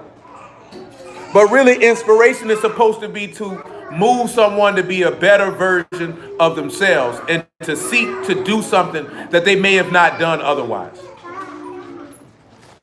That's one of the reasons people tell you to encourage people and things of that nature. But most of the time, you know, what's the best way you can be an inspiration? Just be an example. You just do what it is that you do. You don't have to go out your way. Just do your thing and people gonna see it. Sometimes I think in this society now, because of social media and all that there, that people feel like they got to put everything that they got going on to be that there, and it just kind of crafts a fake reality that doesn't really exist. You know what I'm saying? Sometimes you just might want to inspire somebody to think. You know what I'm saying? And then let that person do what it is that they do, whatever they come up in their brain. Because most people don't only want to be an inspiration so other people can tell them, I'm inspired by you. Because you really need that self-validation in yourself. You know what I'm saying? So you're looking for people to say that versus just doing what it is that you do, knowing that whoever that's going to inspire, they're going to see it and they're going to handle their business. You know what I'm saying? That's why most of our kids fail to succeed, because they don't see anything inspirational in their environment. That's why they kind of cling to athletes and rappers and feel like I can go do that. Because what they got in their environment doesn't inspire them. Like, how are you going to be inspired looking at drugs and death every day? Where are you going to get inspiration from in that? And then most people are not able or willing to go assist them young men and young women in the environment that they're in, but yet consistently and constantly degrade them and belittle them for the choices that they make. Not that absolves them for responsibility for the choices that they make, but you're not even trying to understand the environments that they come from that crafted the choices that they made. Like I said, right? And I was looking at some of them clips last night. Like, I think I heard T.O. say that, but you know how ugly that is to know that for a whole decade, your daddy lived across the street and you ain't know it. And all them knew it and nobody said nothing. And on top of that, your mama out doing whatever it is that she was doing 9 times out of 10 hoeing. Because if you slide and leave your son with your grandma, with your mama, and you ain't nowhere in sight, you either hoeing or using drugs. He lived with his grandma. He didn't live with his mama. His mama was gone. Now that I knew, because that nigga let that be known the whole time he was playing football. He was raised by his grandma and his mama wasn't there. That's ugly. Daddy lived across the street from his grandma. And the only reason he found out because he tried to holler at his sister. So that's why they told him. I watched that nigga. That nigga went all the way back to an 11-year-old child when he was sitting there talking to his daddy about that. I watched a 39-year-old man regress 28 years right in front of my face. Yeah, ain't nobody really speak on that. You know what I'm saying? Yeah, ain't relatable. No, it's not. But you'll be surprised how many people live right around the corner from their daddy and don't never see him. Nah, but that's different from never seeing them then. If you got to play with your brothers and sisters and you see them taking care of a whole family that you a part of. Yeah. Every day. Not the niggas stay around the corner you don't know these girls. You seeing these people, these your neighbors. Then they got them playing with your brothers and sisters and you look across the street and crazy. That's ugly. That's why I can't relate to that. Not many can. Yeah, that's all when I said that, that's all I was saying. Yeah, not many can.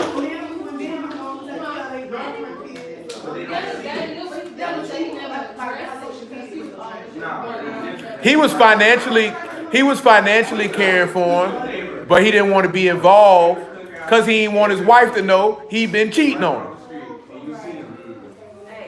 And he said he had 2 outside children.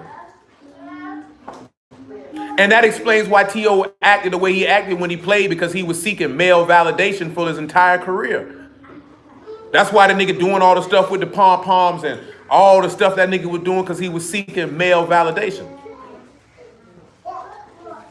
See, y'all remember a long time ago I asked y'all, like, you know, how you felt about your daddy not being there, this, that, there, and the third. If you really pay attention to how you felt during that time period, it'd be able to explain why you behave the way you behave right now. If you didn't have a masculine presence in your life, it will explain your thought processes and the choices that you've made. You know what I'm saying? Like I say, because my granddaddy was present, I didn't have that void. Because if he wouldn't have been present, that void may be there, and my thought process and mine could have been different. I'll never know because I didn't have it happen to me. But I would wager, based on the odds, it probably would have been negative. Probably would have been negative. That's not no small. I wouldn't care what nobody say, boy. Everybody want to know their daddy. That's even worse. That's doubly worse. And that's how T.O. was. He ain't know neither one of them. Now, I feel you. You can relate to T.O. in that regard because he didn't know his mama or his daddy. All he knew was grandma, just like you. Just the situation and circumstance of how that came about was different. But that's all he knew was his grandma. He didn't know his parents. Like I say, Mom Dukes was off doing whatever it was she was doing. But guess what, though? Mom Dukes was scarred because this girl was 16 years old and his daddy was a grown man. Knocking her down. But guess what? That's another thing that we've been talking about. Black folks don't like to talk about that type of stuff.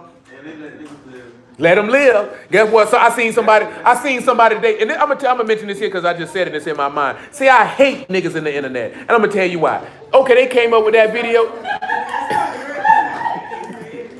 No, you know why I say this here? Because you know they said another video came up with R. Kelly knocking down a young girl, right? And the first thing these hooker book niggas screamed is he ain't want to join the Illuminati. This is the first thing. How about y'all just expose this rotten bastard? How about that?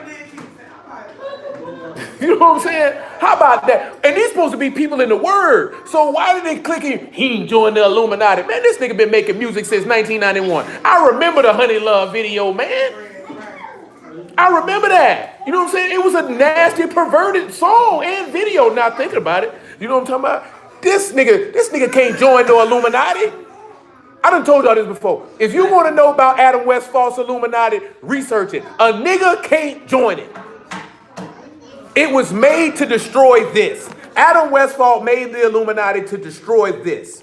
Average nigga don't even know that. Look it up. 1776. May the 1st.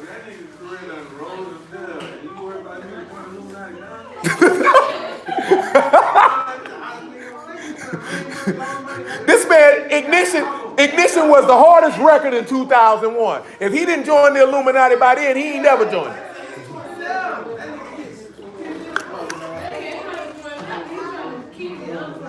So, in my opinion, it's the same thing with Bill Cosby. Oh, the Illuminati.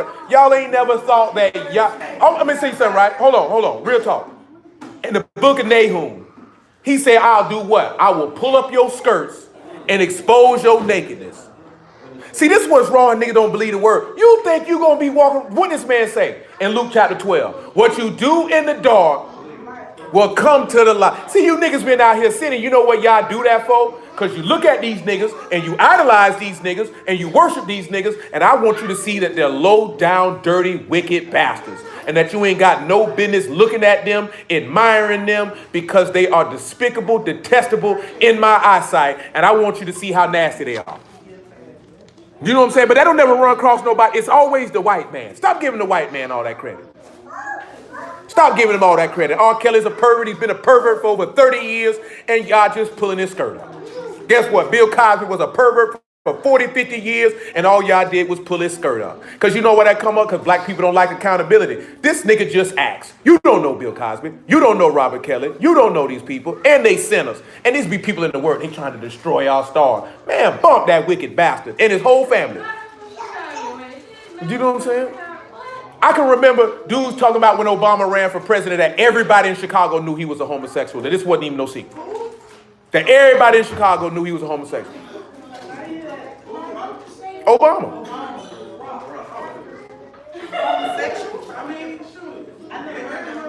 Oh yeah, I heard plenty of evidence.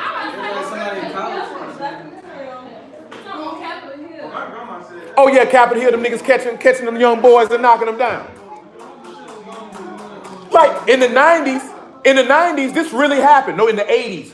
George H.W. Bush, the rotten evil bastard that just died, he got caught with a male prostitute in the White House. This is known.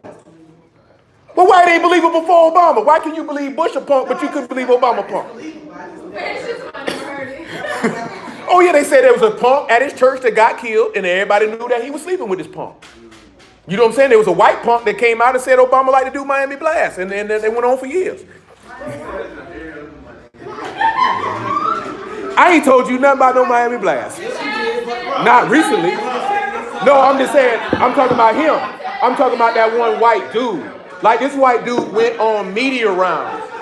I just put the Miami Blast in there, but the white dude went on media rounds.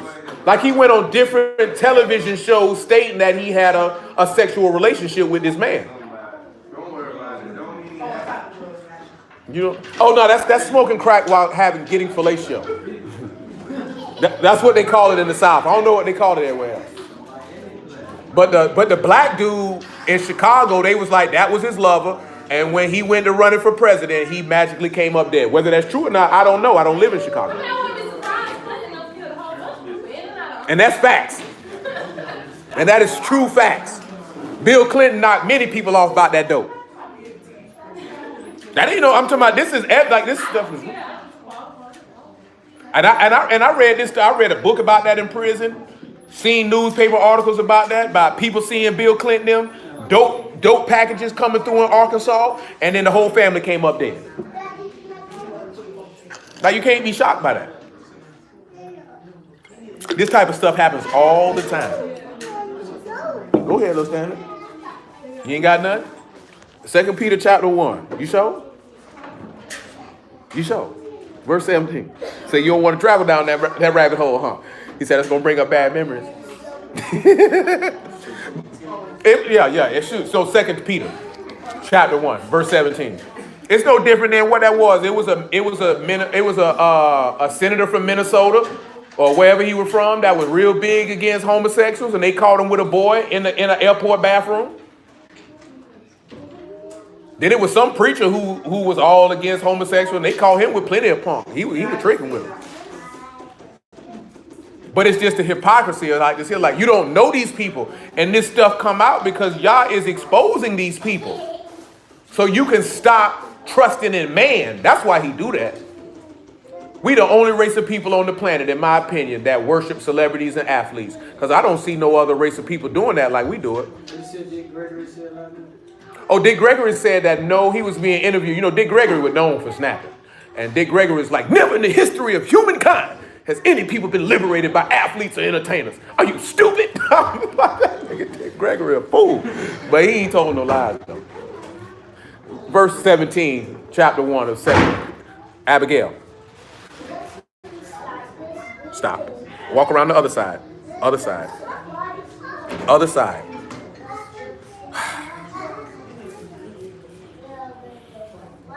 No sugar baby. For he received from Elohim Abba honor and esteem. When there came such a voice to him from the excellent esteem, this is my beloved son in whom I'm well pleased. And the voice which came from, and this voice which came from Shamahim we heard when we were with him in the Kadash Mount. We have also a more sure word of prophecy, whereunto you do well that you take heed, as a light that shine in a dark place until the day dawn and the day star arise in your hearts. Knowing this first, that no scripture, no prophecy of the scripture is of any private interpretation. Stop it, please. Nael, stop it. Thank you. I know it. For the prophecy came not in old time by the will of man, but Kadash men of Elohim spake as they were moved by the Ruach HaKadosh. Now remember what we read in Hosea 12, right? By the ministry of the prophets. So that means these men were moved as the Ruach inspired them.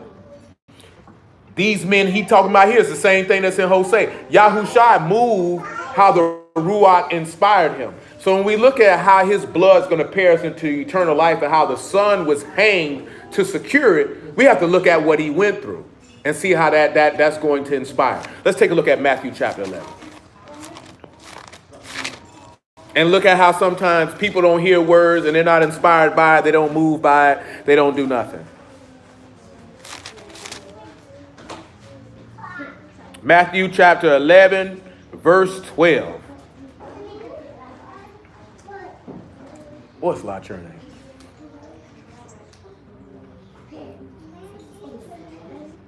And from the days of John the Baptist until now, the kingdom of Shamahim suffer violence, and the violent take it by force. Does anybody remember what this means? The kingdom of Shamahim suffers violence, and the violent take it by force. When we look at the reign of heaven, when you hear the reign of heaven, what does the first thing come to your mind when you hear the reign of heaven? Remember what we read in Luke 19. It said the citizens of the city hated him and said, we will not let this man reign over us. Mashiach coming back. Anybody else? When you hear the reign of heaven, it's the first thing come to your mind. I'm thinking about how New Jerusalem. Yeah, I'm thinking about how he got to come back with violence for the kingdom to reign. I can give you that. I can give you that.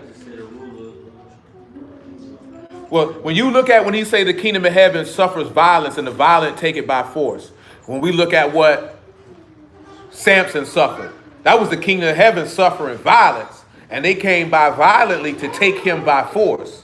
When you look at every prophet in the book, what did he always say happened to the prophets? They were what? Persecuted, and they were killed. What were they doing? They weren't doing nothing but preaching the kingdom of heaven, and they suffered violence for it. And those violent people were trying to take the kingdom by force.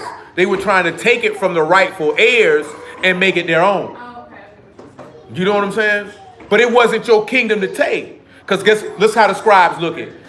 What in John 11, the scribes said, we got to kill him. Why did the scribes say in John 11 they had to kill Mashiach? We were going to lose our place, and what else? They said two things. We're going to lose our place and... Not position, because that would be place. So if you lose your place or position, what else would you lose? Not the land. The people. They said we'll lose our place and nation. All they cared about was ruling over the people. So now I want to take this kingdom by force. Because if I take it from you, then I can rule over them. You know what I'm saying? And that's what they wanted. Because they didn't want the true heir to rule over them. So they say, let me kill him and I can rule over these people. Not realizing that they were fulfilling the book. That's what Herod was trying to do in the beginning when he read that prophecy in Micah 5. When he read that he was supposed to be born of absolute, he said, let me kill him. Yeah. Let me kill all these babies. And see, I was going to mention that, but I'm probably going to get to that next week.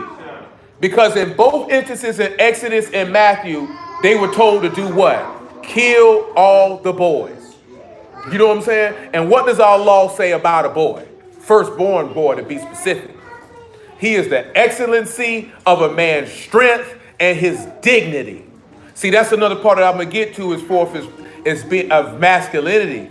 That a young man is the dignity and excellency of a man. This is why it was a saddening thing for women in ancient times if they didn't give their husband a son. That's why they got depressed about it. You know what I'm saying? And they wanted to, and that's why you think Sarah would give Abraham her handmaid? Because I haven't given you a son. Therefore, in her mind during that time period, she looked at herself as a failure as a wife. Because I really only have one duty, and that's to give you a son.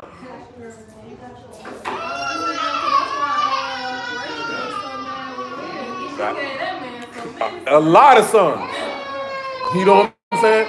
And you can see that, I'm glad you said that, and you can see that how Jacob dealt with Rachel's sons versus Leah's. Because as soon as Rachel shot him Joseph, Joseph became his boy because that's the woman he loved. She died and she gave him 2 sons. He loved all his other children. He loved Joseph more than any of them because Joseph was the firstborn son from the woman that he loved. He didn't love Leah. So he didn't have that love for Judah or Levi or Naphtali or what? You know she was. She was. She was.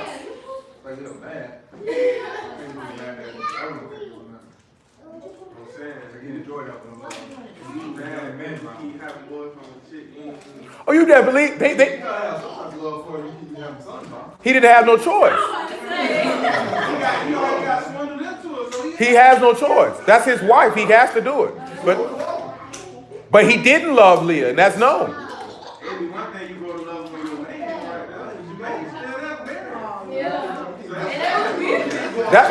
Rachel and Leah were beefing. Yah shut Rachel's womb because he knew that Jacob didn't love Leah. Matter of fact, the name of one of the sons means now my husband will love me. I think that's Levi.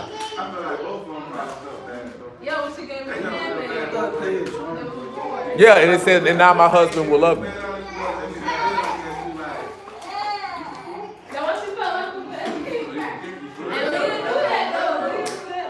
She knew that, and they around there beefing about mandrakes. You know what I'm saying? And all that, because they were competing for his affection and his attention. Leah already knew he loved Rachel more than her. Leah already knew that he didn't want her.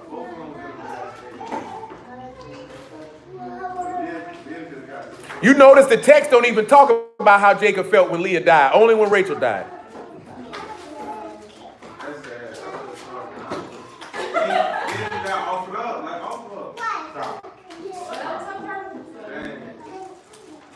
But guess what? Everybody know who she is.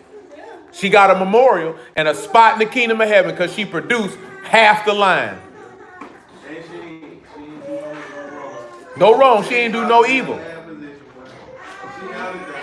Held it down. Held it down. But seriously though, like a young man, that's important. You can see that in these days and times. Niggas be sad if they ain't had no son.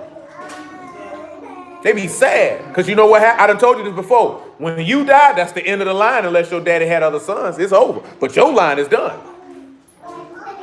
Your line is done. You produce a son, you continue. The strength of your line continues. Or basically the strength of your masculinity continues. You don't ever see them talk about the firstborn daughter. That doesn't minimize a daughter. It just shows in the grand scheme of things how things is constructed. The son is more important. Because the son keep the seed going. I done told you this before. A woman can't keep a seed going because the seed is deposited in her. So she can't keep a line going. When a woman get married, what she end up doing? Taking that man's last name. You called by his name. And you got these simp punk niggas out here taking their wife's name. That got to be the lamest thing in the world. But that's another conversation for another time. One thing, see, that's the thing, right? Because there's a difference, right? Our God taught us to love, cherish, nurture, honor, and respect your wife. In this time period, you got dudes who are taught to cater and worship the ground a woman walks on. You know what I'm saying? And that ain't supposed to happen. Because I talked to a couple of them about this here. I asked all the women in the room, and y'all can answer this. If a man goes to acting in a feminine fashion, would your level of attraction for him rise or would it fall? Like if you see him operating in a feminine fashion, where would your level of attraction go? No, you're not shoot. They might like sweet bread. I don't know if they like a sweet man. I already know this because I done talked to y'all something about this over the course of time. I know y'all. No, meaning they're acting in they're not acting like a man. They're conducting themselves in a feminine fashion. You know the book says that the effeminate will not enter into the kingdom of Shamahin. Meaning you're a man who's not carrying himself in a masculine frame. There are a lot of feminine acting dudes out here that are not homosexual. You don't have to be homosexual to act in a feminine fashion.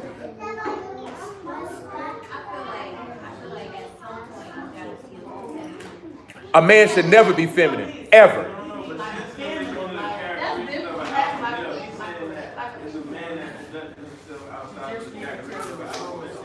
Yeah, a man should never be feminine at any time.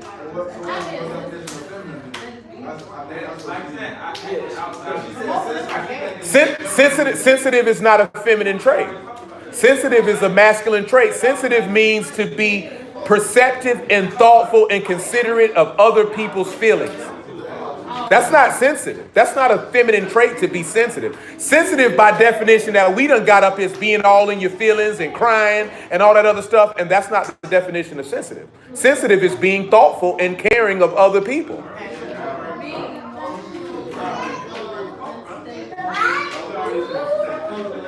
Because you know by nature, y'all are emotional. And I know full well y'all would not be attracted to an emotional acting man. You're not gonna want to breed with that. Because this nigga's not gonna be able to protect my children.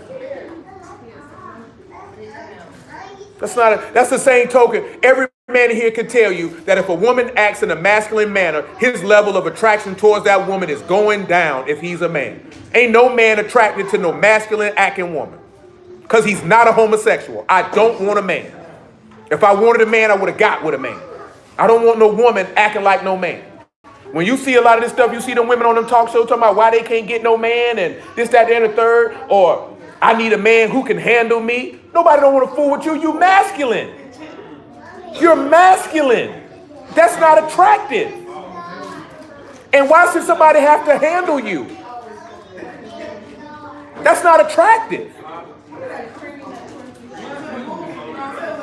I've heard women say that out their mouth. I need a man who can handle me. I say, you're going to be one lonely. At the time I was cussing. You're going to be lonely. Because ain't no real man finna put up with that. You know why a real man ain't going? I'm going to ask y'all this question, man. How many of y'all knew your worth and your value when you were younger? Like, how many of you really knew your worth and your value based off the choices you made, not how you felt?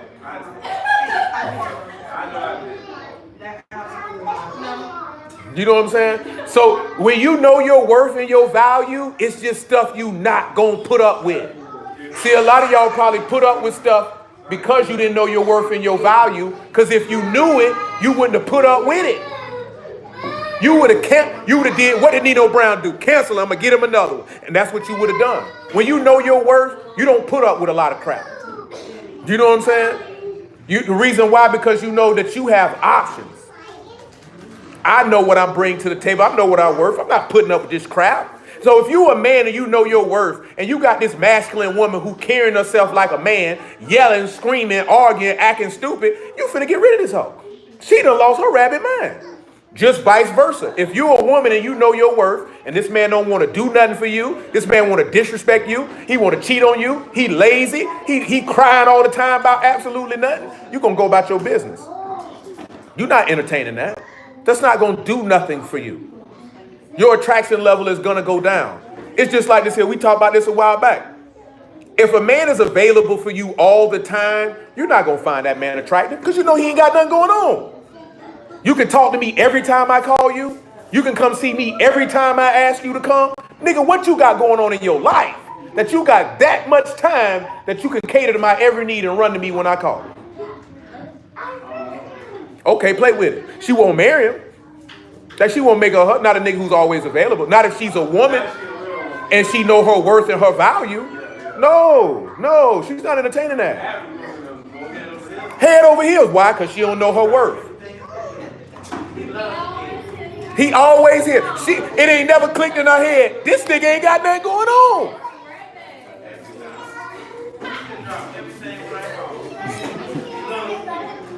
He ain't got nothing going on.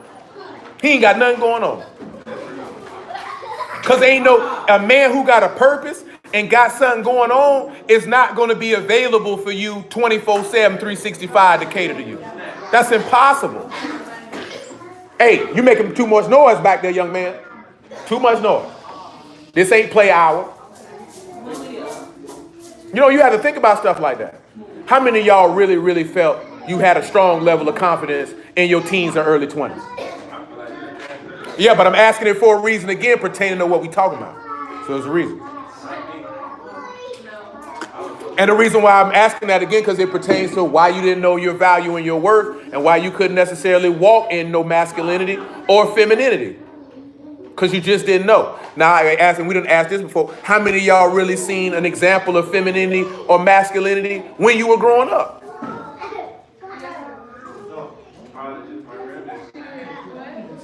And that played a role in why individuals didn't have the confidence. You know what I'm saying? You didn't know your value and your worth because you didn't witness it.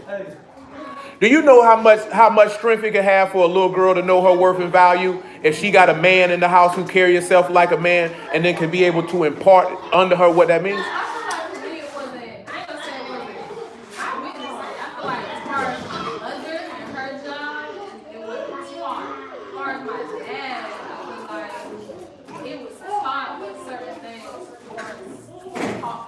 Focused on? I can dig it. I just feel like my action shows I did my work. But I can see that because it's probably the things that you mentioned that wasn't focused on, which probably caused why you didn't know your worth. If they were focused on, it probably would have eliminated that. Probably. even at church, you have us to be in and they telling everybody not necessarily not to have sex to get over. So you tell the whole group of girls, also okay, have sex. It's okay. It's all right. Just don't come up with don't be birthing no babies. But then even this is a church setting where people is in the church telling the church To be whores. yeah, okay. That's sad. That's sad. Malia.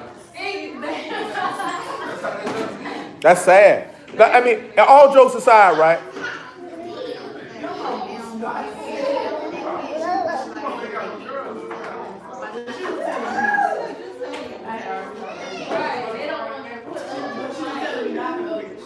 I get all that, right? But check this out, right? Check this out.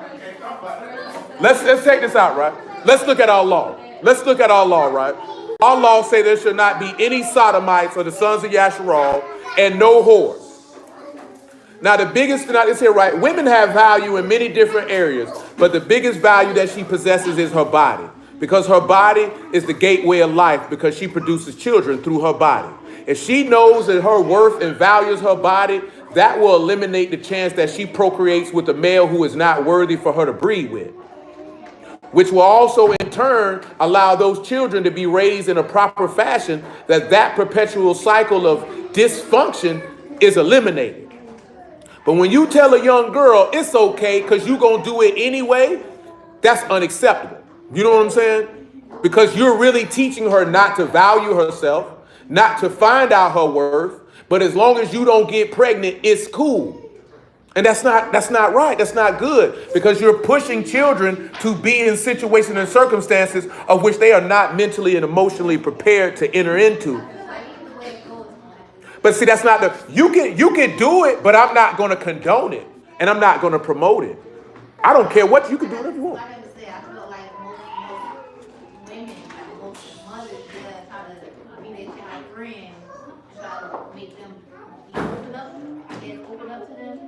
So they'll be like, all right, if you don't have sex, put a close on. Like, I ain't gonna say don't do it, I ain't gonna say do it.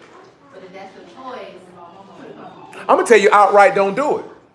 And I'm going to tell you the consequences of it.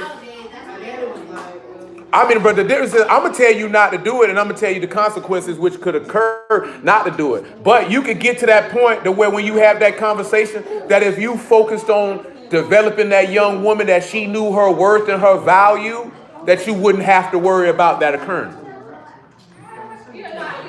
I understand what she's saying too. But But still, at the same time, I want you to have a conversation, they make a decision, you gotta make yours. indeed. Oh, that friend, I got you. If he was up on You can talk to him about that as a friend, and keep it real with him. What they doing? That's it. Yeah, you let it consequences. You come up pregnant, you on your own. And that's a negative thing. That's a negative thing. But the thing that I'm focused on is not just the conversation. See, the thing that I'm talking about is not focusing on talking about having sex or not having sex, but teaching that young woman to know her worth and her value and to respect her body. Because if you do that, the likelihood of a no good slime ball, insignificant man impregnating her can be eliminated. Because she'll know her worth and her value, that she will not allow a man to come at her and treat her any kind of way. And she gonna respect her body enough to know that I'm not gonna give that out to you freely just because you said you love me or you like me or you bought me this or you bought me that. Because I know I'm worth more than an outfit. I'm worth more than a dinner. I bring a whole lot more to the table than that. You can't win me over and get my body because you took me out to eat. Because you took me to Ruth Chris. Because you bought me some shoes. Because you paid for my hair to get done. I'm worth more than that. And you're going to respect me as such. And if not, then you need to find you another woman to play with, because I'm not to be played with.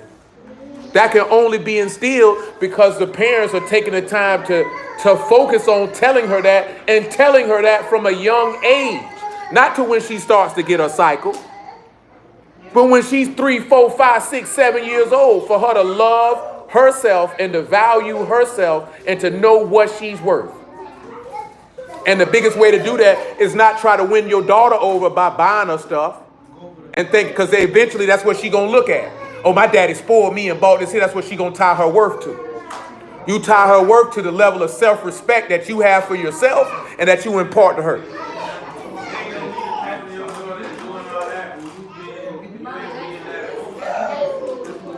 True? I'm saying that you're doing that at home, though. I'm talking about the actual implementation of what I'm talking about.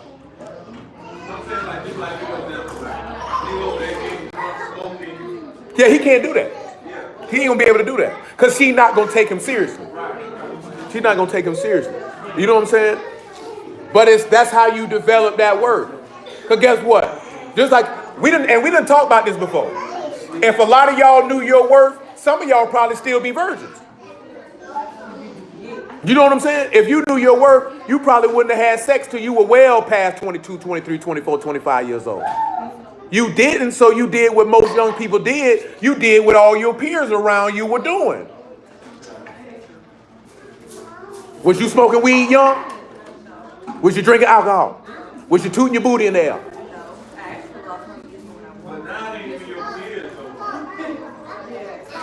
And how old you was when you lost it? Oh, you were a little grown. That's right. I forgot your mama had burglar bars on the door. Your mama had burglar bars. Some people ain't.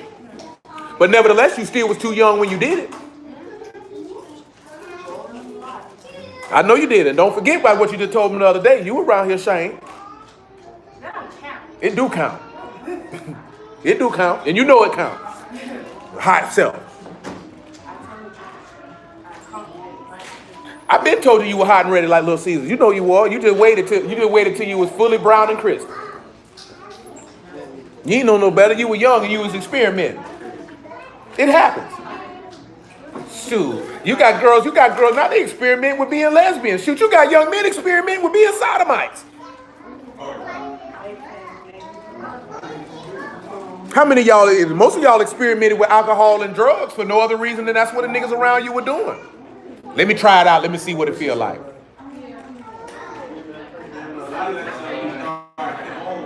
Some people, but shoot, my mama ain't smoke.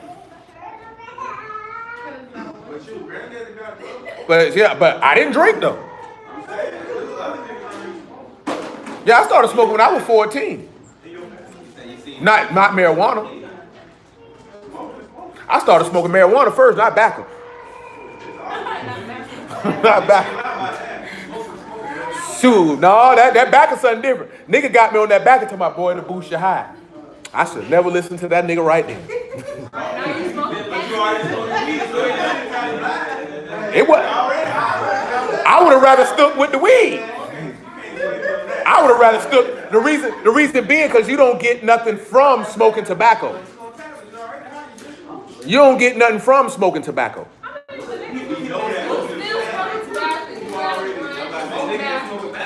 Nigga ain't no back in that blood, baby. That's straight weed. That's just the weed.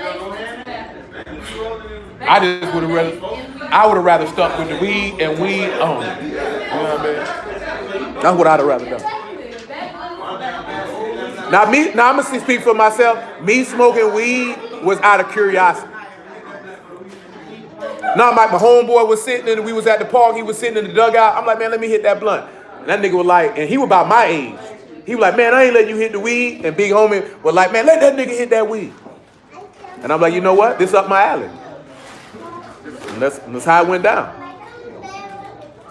I remember when I was young, my mama was like, she was concerned that I may get addicted to drugs because of the alcoholic nature of my granddaddy. So she was concerned that I could follow down that road. But for me, it was just weed. Like this, I'm not finna spend my last and instead of pay a bill to smoke a bag. A lot of niggas do. Yeah, I'm not finna do that. You know what I'm saying? But I thoroughly enjoyed it. Tried to partake as often as possible.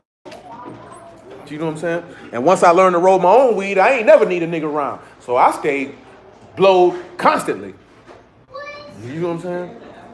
But that's what I chose to do. But it could have went a different way because some of my peers started snorting cocaine. Some started smoking rocks. You know what I'm saying? A lot of them niggas was popping eggs. A couple started shooting heroin. No, I ain't doing no that.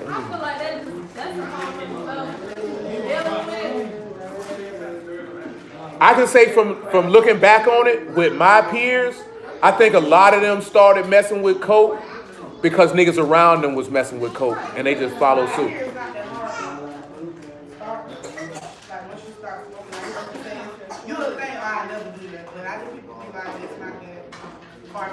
No, them niggas lying, nigga junkies. You know what I'm saying? Cause you sit, you know what I'm talking about? You sit around a nigga around here smoking on booms. Now nigga smoking a rat. How you go from I was smoking a joint on Tuesday to smoking a rat on Wednesday? Nah, man. Cause boy, when you walk in a room and you smell somebody smoking a rat, you get offended. I feel like it's a preference. Some people you want cocaine. Yeah, some of them want to do cocaine. I had a homeboy I grew up with. He was snorting cocaine the whole time we was in school and we never knew it. He hit it that well. That nigga was skied all the time. We never knew it. You know, we went to school with people who smoke crack.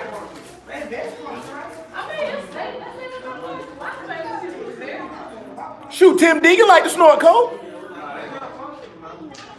Shoot, Tim Deegan got caught with that coke. But hold on, man, because we still got some. I want to end this one here, man. Let's go to Galatians chapter 3, because of course, you know, I'm going to continue this in the next week anyway. But you know what I'm saying? But I'm going to tell you too, right? The advent of crack cocaine, I would say in this present time, was probably the biggest destructor of black masculinity that they probably came up with. And I would say AIDS is a close second. Only reason why I say crack, because it's a lot of brothers who got killed and incarcerated because of it. And that definitely took and uprooted and destroyed the black household considerably. Considerably. You know how many dudes would probably still be alive if crack was never made? Or be on the street? And you know they made crack to destroy the Black Panthers. That's what they made it for. And you know that's what they claimed. That's what Huey Newton died behind, going to buy some coke. Huey Newton.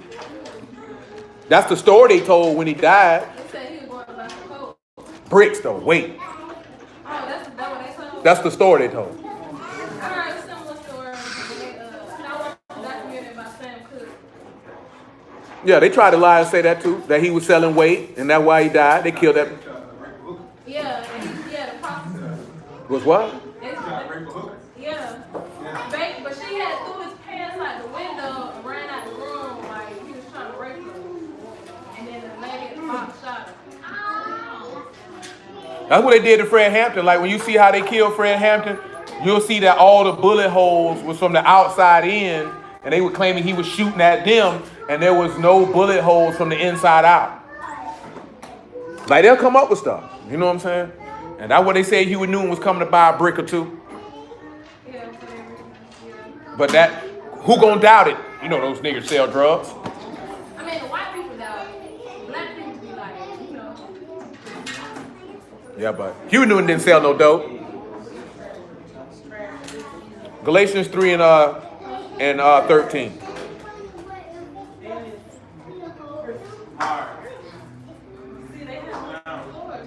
He said, Hamashiach have redeemed us from the curse of the Torah, being made a curse for us, for it is written, cursed is everyone that hang on a tree. Now remember you mentioned, right? Now he redeeming you from the curse of death because he was hanged on a tree. Now remember those goals is the son was hanged by the highest to secure eternal life. So that gold is supposed to be a motivator. Let's look at something in Hebrews chapter 3 before we get on up out of here. You know, it's a lot of things that go on. You know, and of course, you know, we like to discuss these things for us to cause individuals in here to think, people on the stream to think about the things that affect our people as a whole and the things that may affect you individually. Because you're not going to be able to develop spiritually and become the person that you desire to be, which is a son or daughter of the living Elohim, if you cannot effectively confront the issues that you're facing right now.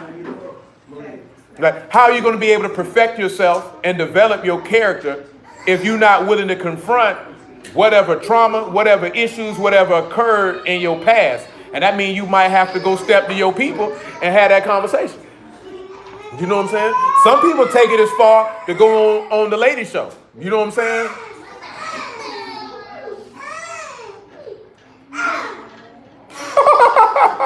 No one takes you seriously. No one takes you seriously. You mad, huh? You're upset? Oh, that's the one. Your mom said it. I had my run. I had my run. Till about 1986, 87. I had my run. Hebrews chapter 3, right? Verse 7.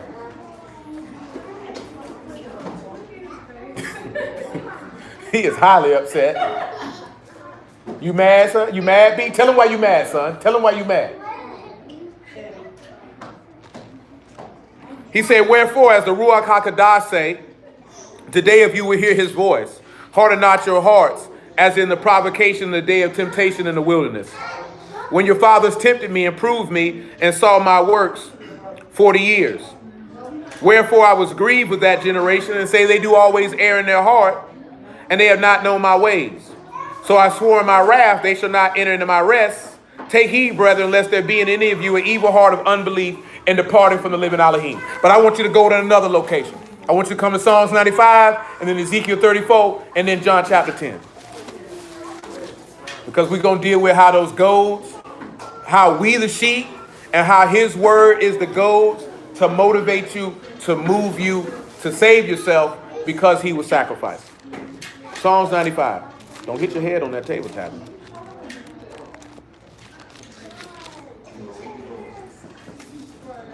Psalms 95 and 1.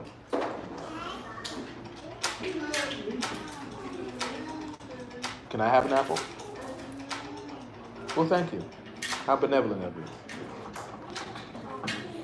Oh, come, let us sing unto Yahuwah. Let us make a joyful noise to the rock of our salvation.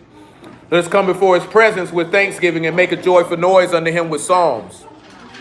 For Yahuwah is a great Elohim and a great king above all gods. In his hand are the deep places of the earth. The strength of the hills is his also. The sea is his and he made it. In his hands formed the dry land. And come, let us worship and bow down and let us kneel before Yahuwah our maker. For he is our Elohim. We are the people of his pasture and the sheep of his hand today if you will hear his voice. So he just told you that you are the sheep of his pasture. Now look at something in Ezekiel 34.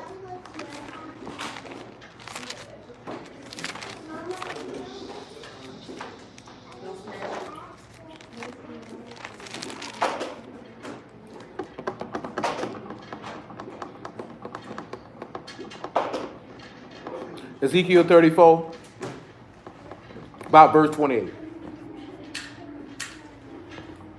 He said, they shall no more be a prey to the heathen, neither shall the beasts of the land devour them, but they shall dwell safely, and none shall make them afraid. And I'll raise them up for a plan of renown, and they shall no more be consumed with hunger in the land, neither bear the shame of the heathen anymore. Thus shall they know that I, Yahuwah, their Elohim, am with them, and that they, even the house of Yasharah, are my people, saith Yahuwah Elohim. And ye my flock, the flock of my pasture, are men, and I am your Elohim, saith Yahuwah Elohim. So when he look at it and he say the flock of his pasture are men. So this very goal that the words of the wise are to be making is to motivate these men to hang themselves with the man who he hung himself so you can get eternal life. Like you realize that when you heard the word, how well did y'all understand baptism when you first started dealing with the word? How well did you understand the significance of that act?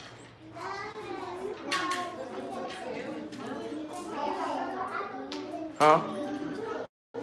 No, I'm saying baptism, right? How well, when you got baptized at the time that you, whether it was in the Christian church, whether when you found out you was a Hebrew, don't make no difference.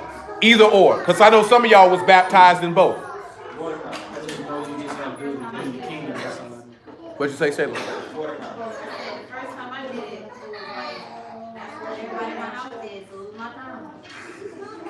What about when you found out you was a Hebrew and you went and did it? So when you look at it, so what's the significance of actually being baptized?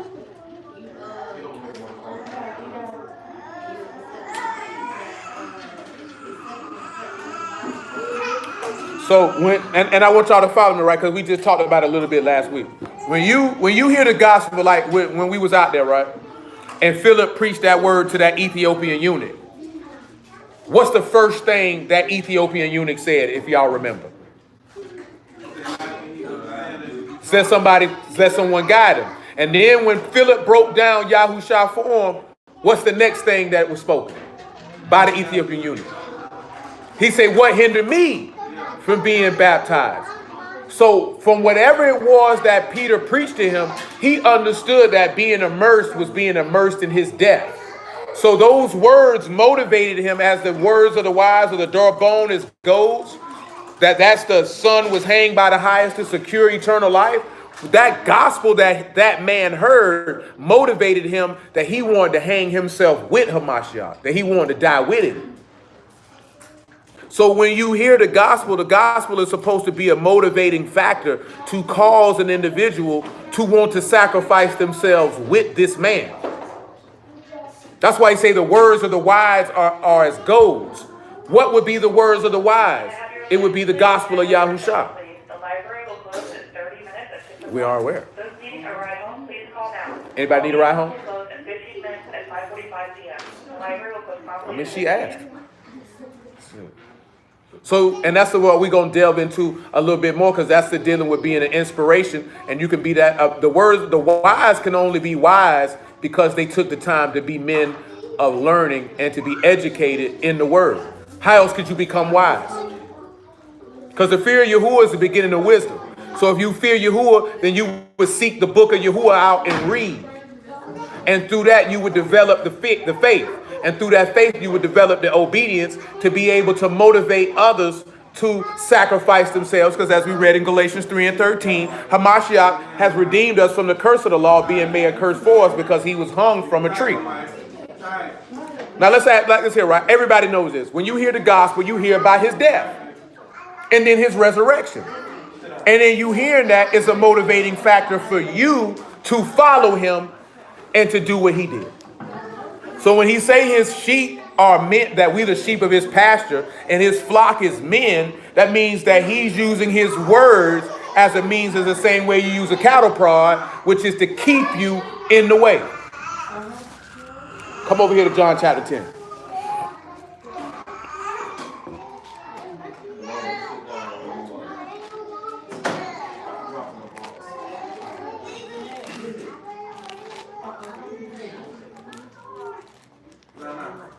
10 and 1 is sufficient. Say, truly, truly, I say unto you, he that enter not by the door into the sheepfold, but climb up some other way, the same is a thief and a robber. But he that enter in by the door is the shepherd of the sheep. To him the porter open, and the sheep hear his voice, and he call his own sheep by name, and lead them out. And when he put forth his own sheep, he go before them. The sheep follow him, and they know his voice. And a stranger will they not follow, but will flee from him, for they know not the voice of strangers. So when we take that goads into effect, right, it said the words of the wise are as goads.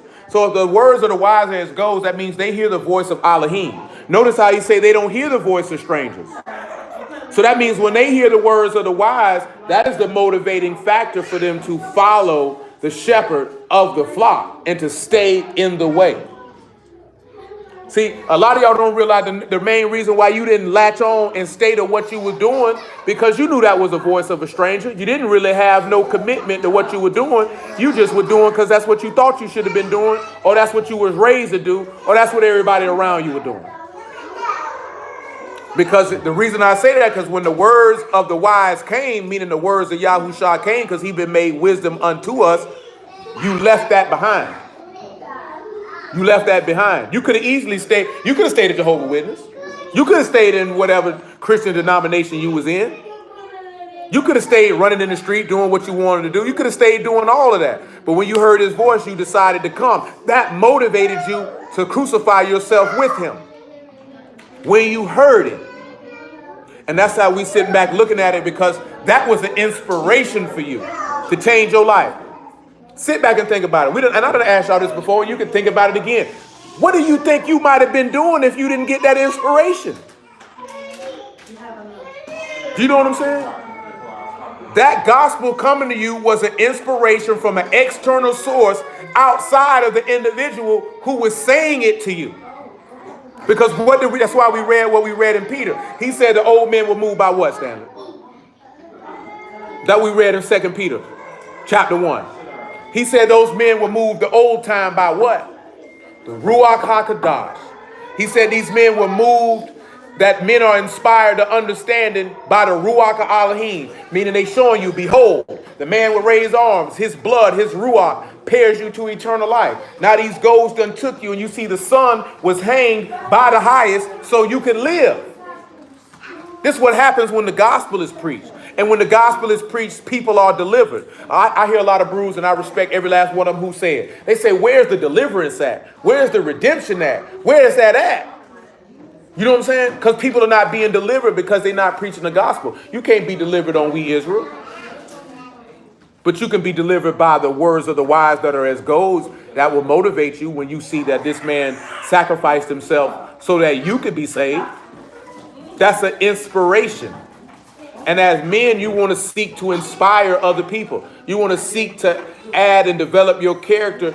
Like we told you this before, right? A man more than likely feels love when he's respected. That means you got to give that woman something to admire and respect. Just because you pay some bills, that's not going to garner her respect. Because truth be told, a woman can get anybody to take care of her. You know what I'm saying? Anybody can do that. But are you giving this person something? Because why I mention that is when you look at all these other gods in the earth, they're not giving us anything that we can admire and respect. Before we get out the door, I'll put it this here. Give me one thing you admire about Yahushua. Just give me one thing you admire about him. Give me one thing you admire about Yahushua Kelly. What you saying, man? His bravery. Give me one thing you admire about Yahushua Kelly. His strength. Leisha. Strength. She said his goodness. Darius. His mercy. D. Strength. Monk. His discipline. Dwight. His patience. Lil Muffin. His confidence. Monte. Forgiveness. Leisha. His humility. Shayla. You want me to come back for you? What you got, Sire? You just wanted to raise your hand. His commitment. What about you? His loving kindness. What about you, Johnny? His faith. I'm sorry, young lady. I don't know your name, but you can go ahead. His love. What about you, Lee? And what about you? Keep his promise. For me, what he just said, that he was a man of his word. Like this here, that was a man of his word. If I'm going to say anything else, he's a man of his word. I always love that statement. He said, you know, in my father's house there were many mansions. If it wasn't so, I wouldn't have told you. I said, you can't do nothing but love somebody like that, Jim. He told her, I ain't telling you to roll with me, and I'm capping. You know what I'm saying? I'm waiting on her. She raised her hand and went to cheesing. And then she ain't talking no more. What you got for me? I seen her. I acknowledged her. And I said, what you got? And she just went to cheesing. I said, you just want to raise your hand. What you got for me, Sia?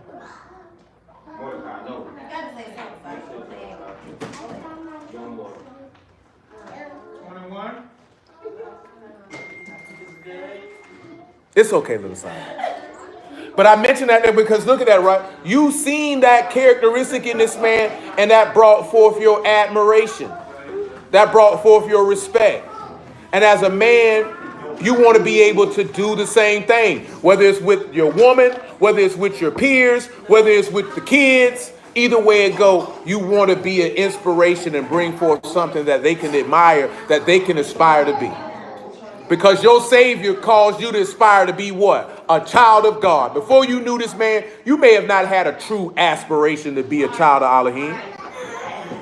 But once you heard of him, that caused you to aspire to achieve to something that you never thought in your entire life you could grasp. Every last one of us in here been told you can't live without sin. Till you actually heard the gospel and seen that you could do that. That caused you to aspire to achieve to something you never thought you could do. That is the hallmark of inspiration. And that inspiration came because that man was willing to sacrifice his life. You have to really sit back and think about that. The things that you trying to do in Elohim, you had no thought to do until you heard of his son. And it inspires you to do so. But hallelujah for Yahushua and the word. I appreciate all y'all on the stream this evening. Bless y'all out the house of y'all name of Yahushua. Yahuwah willing. We're going to pick it up again on Sunday. Y'all willing, I think Brother Tavon and Sister Jessica going to be down here for their immersion next week. Don't quote me on that. They'll let me know, but I think it's next week. Yahuwah willing, we'll keep it rolling on some of the words. Hello, Papa. On some of the words that we've been dealing with and some of the stuff we touched on to carry on in the next week. Because masculinity is not something that you can skim through, and we're not going to skim it. We're going to take our time and go all the way through it. So, appreciate everybody. Love